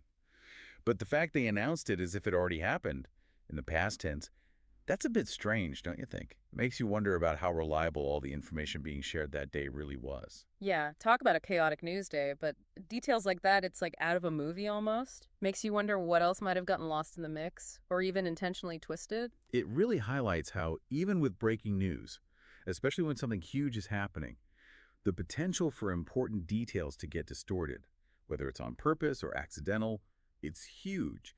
And when you combine that with what the UAF study found, it puts you in a difficult spot. And it makes me thankful to the person that was sitting on this day by Reuters in the back rooms watching over the monitors and then decided to, I do something good for God and my people. And I released the info about WTC-7 now. May someone find this strange and take a deeper research into it. Who do you trust more? A group of scientists saying the official story doesn't add up, or what the government's been saying? Not an easy answer. You got that right. Or the official story that never adds up anything that you ask for. So better not asking anything because you're far-right extreme if you do this. Nazi. Right. And some of these sources. You others thinkers, also der Andersdenken ist immer der Feind. Das haben wir uns ganz neu ausgedacht. Vor 100 Jahren hatten wir es im Zweiten Weltkrieg. Da wurden ganz viele Menschen umgebracht, damit das nicht wieder passiert hat. Wir beschlossen, alle Andersdenkenden auszulöschen, zu verbieten. Du weißt schon. Especially those Rainbow Conspiracies videos, they take it a step further. They suggest that 9/11 wasn't just a tragedy, but something planned, maybe even a false flag attack. Right, the term false flag, for those who might not be familiar, it's basically an operation done in secret to deceive the public, making it look like someone else did an attack when really it was someone else pulling the strings the whole time. So you're saying it's like setting up your enemy to take the fall for something you did? In essence, yes. And the interesting thing is, your sources actually bring up historical examples to prove. Like building a wall and make the other pay for it. But for real. Prove that this kind of thing has happened before. Take the Gulf of Tonkin incident, for example. It dragged the U.S. deeper into the Vietnam War, and it was based on false pretenses about an attack on a U.S. Navy ship. Wait, you're telling me there are other cases where governments have lied about attacks just to have an excuse to go to war? What other examples are there? Well, there's Operation Northwoods. Oh. Now, thankfully, this was never actually carried out, but it was a plan approved by the top U.S. military leaders in the early 60s. They were seriously considering staging terrorist attacks, and get this, on U.S. soil, but blame it on Cuba, all to justify going to war with them. Are you serious? They were gonna, like, fake attacks on their own people just to start a war? That was the plan. It's a chilling thought.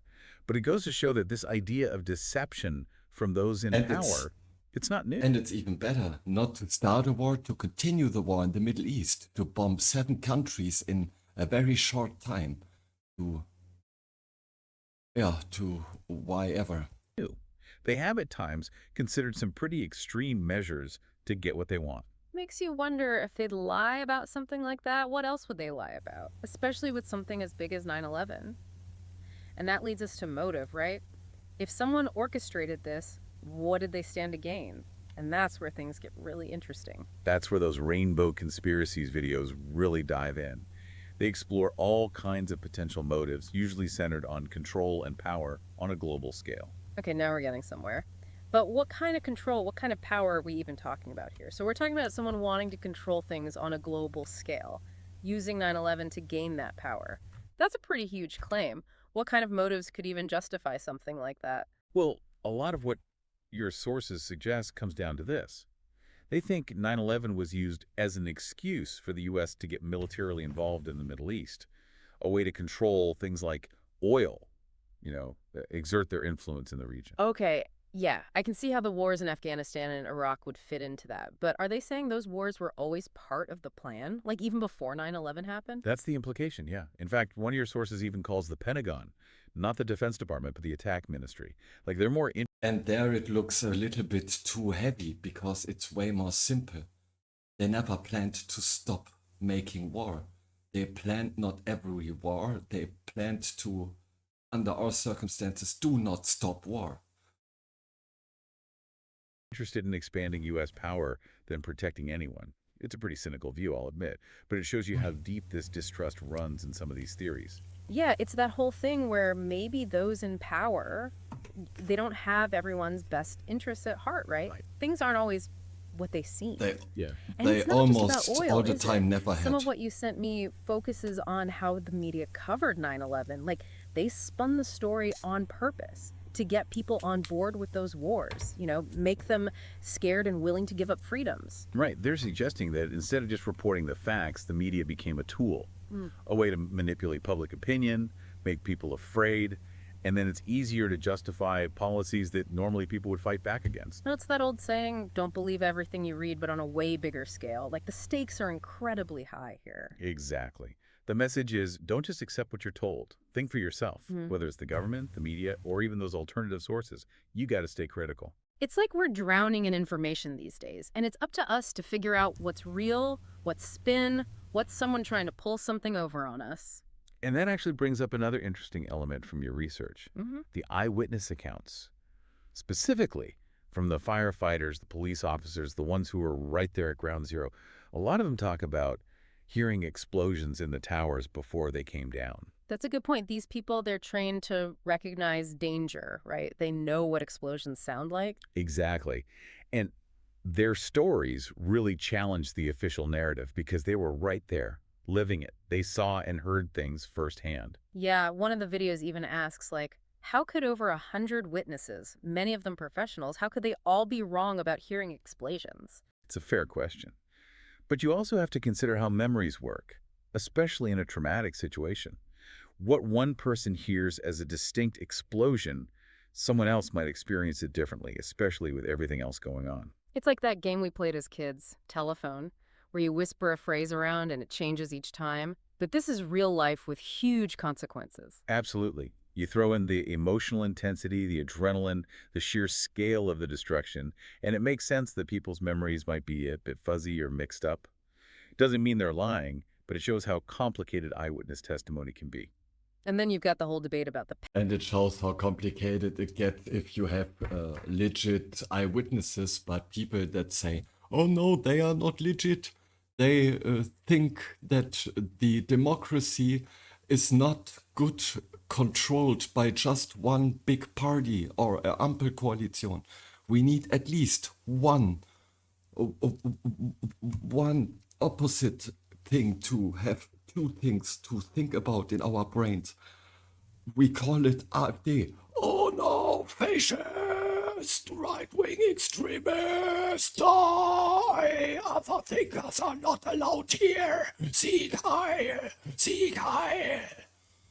Pentagon, Some of those rainbow conspiracy videos, they make a big deal about the lack of airplane debris there and the angle of impact. Like, it wouldn't make sense for a pilot to hit the building that way. Oh, right. And they also point to that footage right after the impact where the hole in the Pentagon seems too small for a Boeing 757 to have made. It does kind of make you wonder, why wouldn't there be more debris scattered around? It seems like a reasonable question to ask, even if you don't buy into the whole conspiracy theory angle. Exactly. And that's the thing with these alternative narratives. They grab onto those little things that don't quite add up, those inconsistencies that make you question the official story. Even those inconsistencies have perfectly good explanations. It's like with the steel from Ground Zero, hauling it away so quickly, selling it off. That really rubbed some people the wrong way. Looked a lot like a cover-up, getting rid of evidence. Oh, absolutely. That idea of a cover-up, of powerful people hiding the truth, it pops up again and again in these theories. You know, it just struck me, even with all these different theories, right? Controlled demolitions, media manipulation, staged events. The common thread is distrust, like a deep suspicion of anyone in charge. That's a good observation. Whether or not you buy into any specific conspiracy, they all play on this feeling that those in power might be up to no good, that there's always something going on behind the scenes. And that feeling, it's not just about 9/11, right? It's bigger than that. The skepticism of authority, the idea that we can't trust what we're told, it's everywhere. Maybe that's why conspiracy theories are so appealing. You're onto something there. They offer a different way of looking at things. It's more appealing to believe in a shadowy them controlling everything than to accept that sometimes awful things just happen. And so it's easier if you explain that the people are all looking for the greater evil because they cannot live with the truth that there is nothing evil on this planet, and continue their lives as if nothing happened, and we ignore all the evidence of false flag military operations since basically 200 years. And we ignore that an illegal operation only has that manpower that it needs to do its operations. It's hierarchy. Not everyone knows everything. Take Jesus, for example. He says no one knows when the day of the rapture is. Only the Father alone knows it. So even God, even Jesus does not know what the Father in heaven knows. Even he has his secrets. Imagine.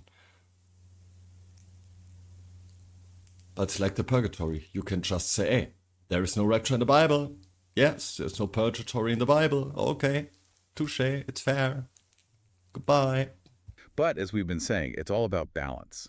You have to look at these theories with a critical eye, weigh the evidence, and try to be aware of your own biases. So where does that leave us? If we can't fully trust the official story or these alternative theories, how do we make sense of something as huge as 9/11? Well, that's where the University of Alaska Fairbanks study becomes even more important. In all this speculation and guesswork, they've got this rigorous, evidence-based analysis of at least one piece of the puzzle, the collapse of WTC-7. Right, the study that throws a wrench in the official story by saying fire couldn't have caused the building to fall like it did. And what makes their findings so interesting is they weren't out to prove any particular theory. They just wanted to understand the physics of it all.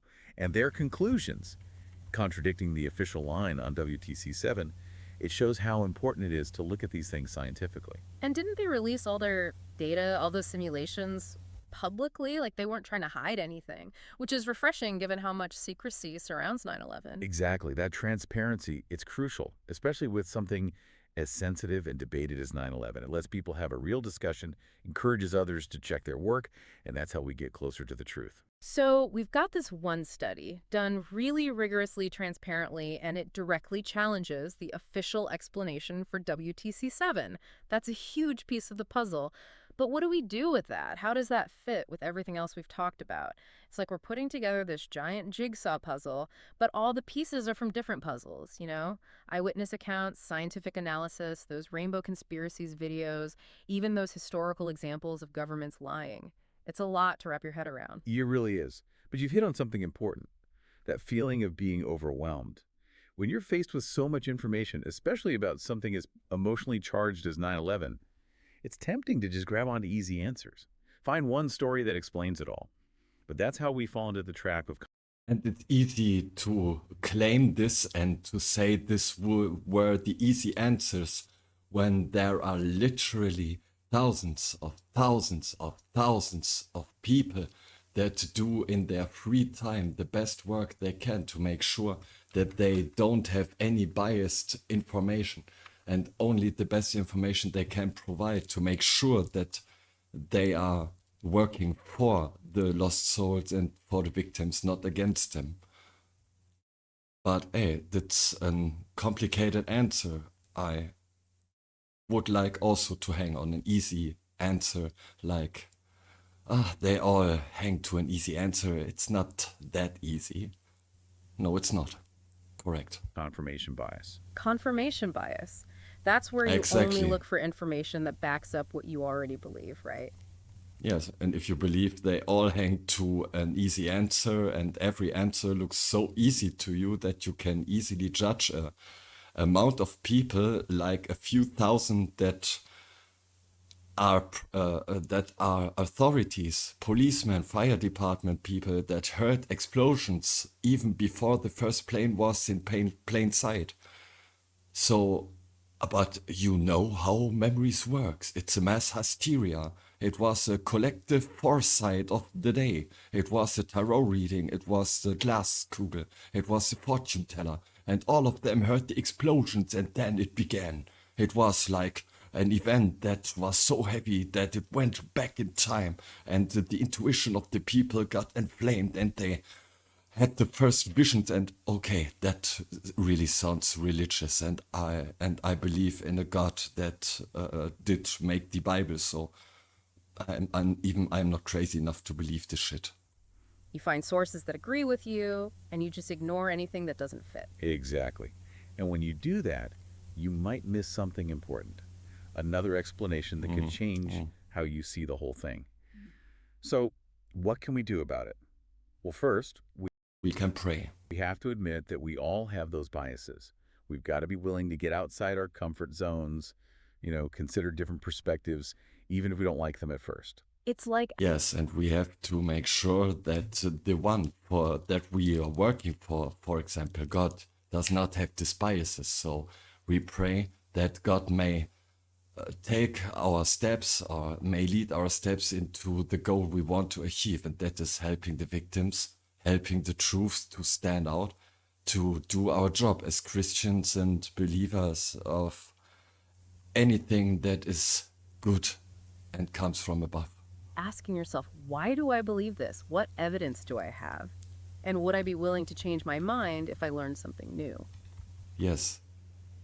Would I come to the conclusion maybe there are not all the easy answers?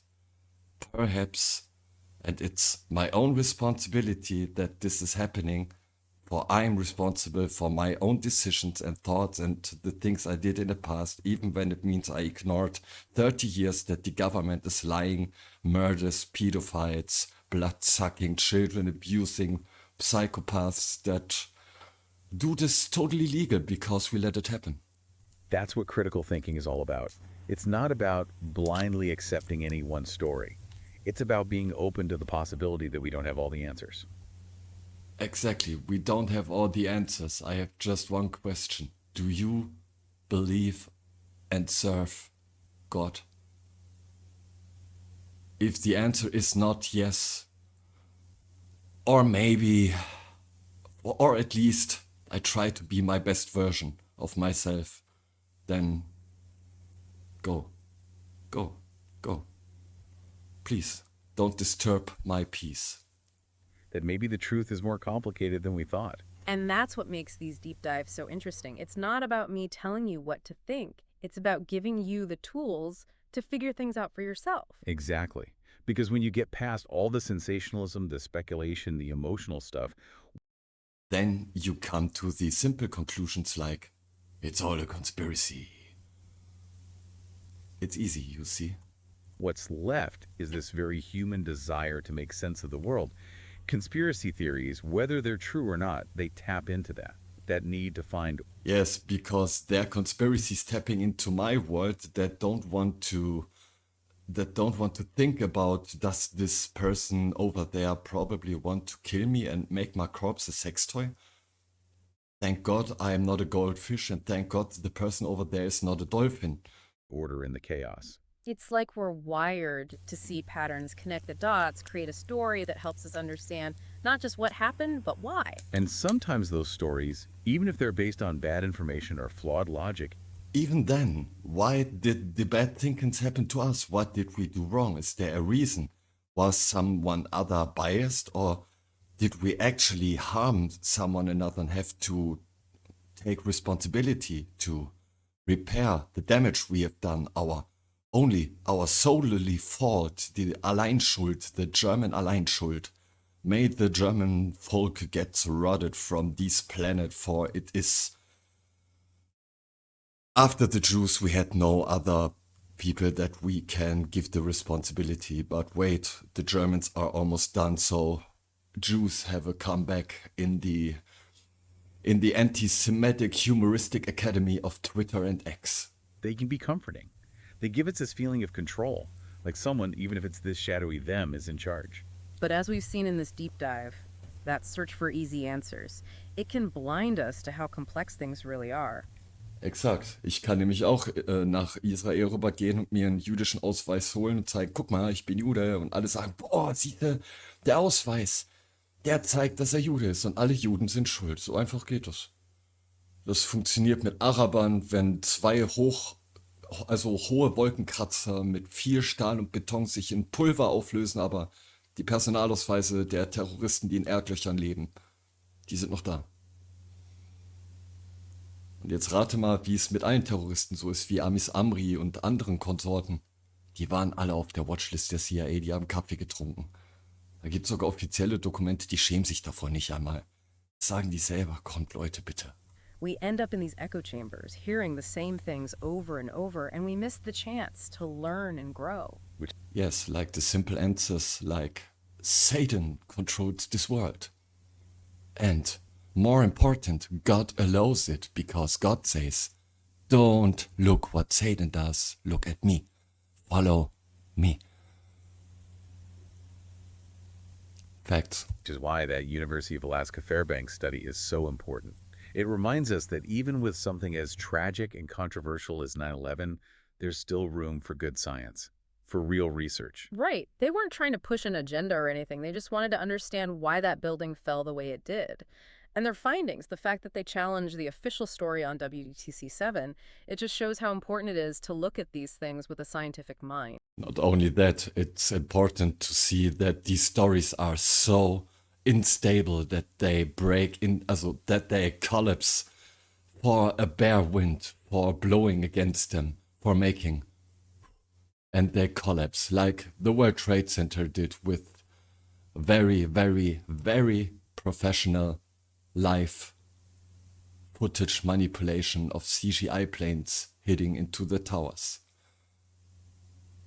Nowadays, you can see that with interpolated video material that you render up to 140 frames per second, so that you can see the steps between the frames, the ultra slow motion, when the plane, here is the wall, here is the plane, it should make this.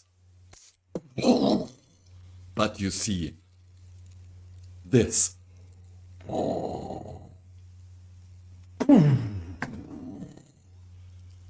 And you see it's not behind the building, no, in front of the building, but it disappears in the middle like it would be, like a layer that you did not cut properly in Photoshop.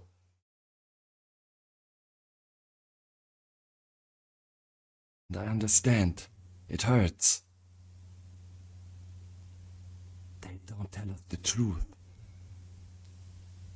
I don't want to say that they don't really care about us. Hee hee, ha ha. Follow the evidence wherever it leads, right? Even if it goes against what you thought you know. And demand transparency, just like that study did, putting all their data out there for anyone to see. That's the kind of openness we need from scientists, our leaders, the media, everyone. That's how we can have real conversations and get closer to the truth. Couldn't agree more. Because look, the big takeaway from this deep dive isn't about whether you believe in this 9/11 theory or that one. It's about recognizing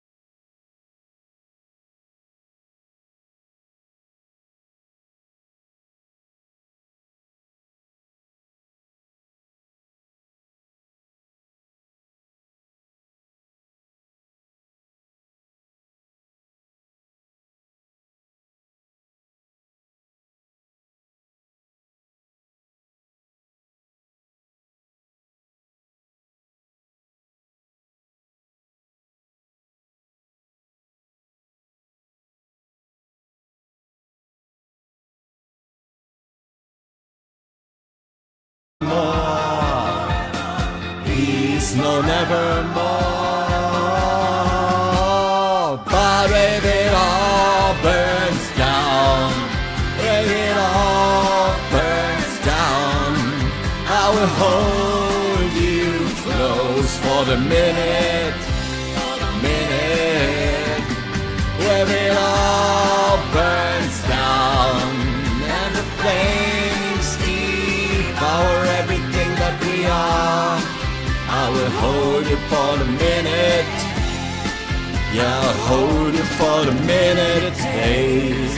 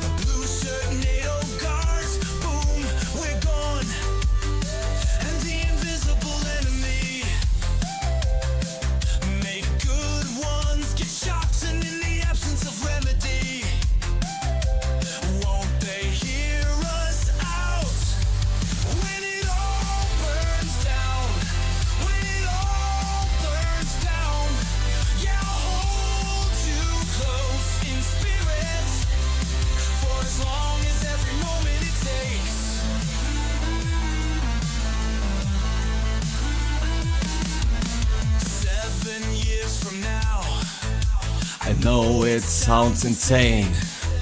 The Skull and Bones regime might be gone.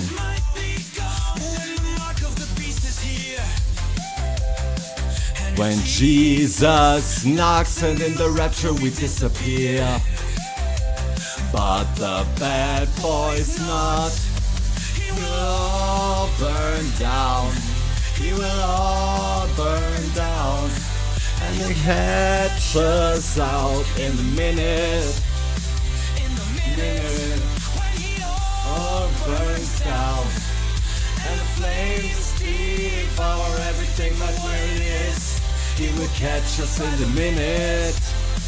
And the last one that is revenge delayed.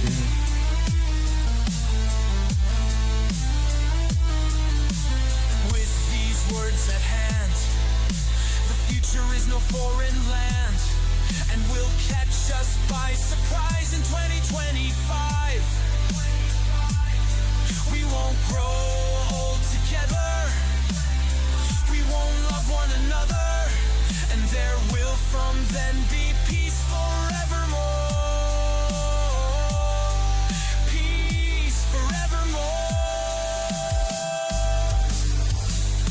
Because when he all burns down, when he all burns down, he will hold us close to his spirit every minute. When it all burns down, and the flames devour everything that we are, he will save us in a minute. In the last one that is revenge delayed.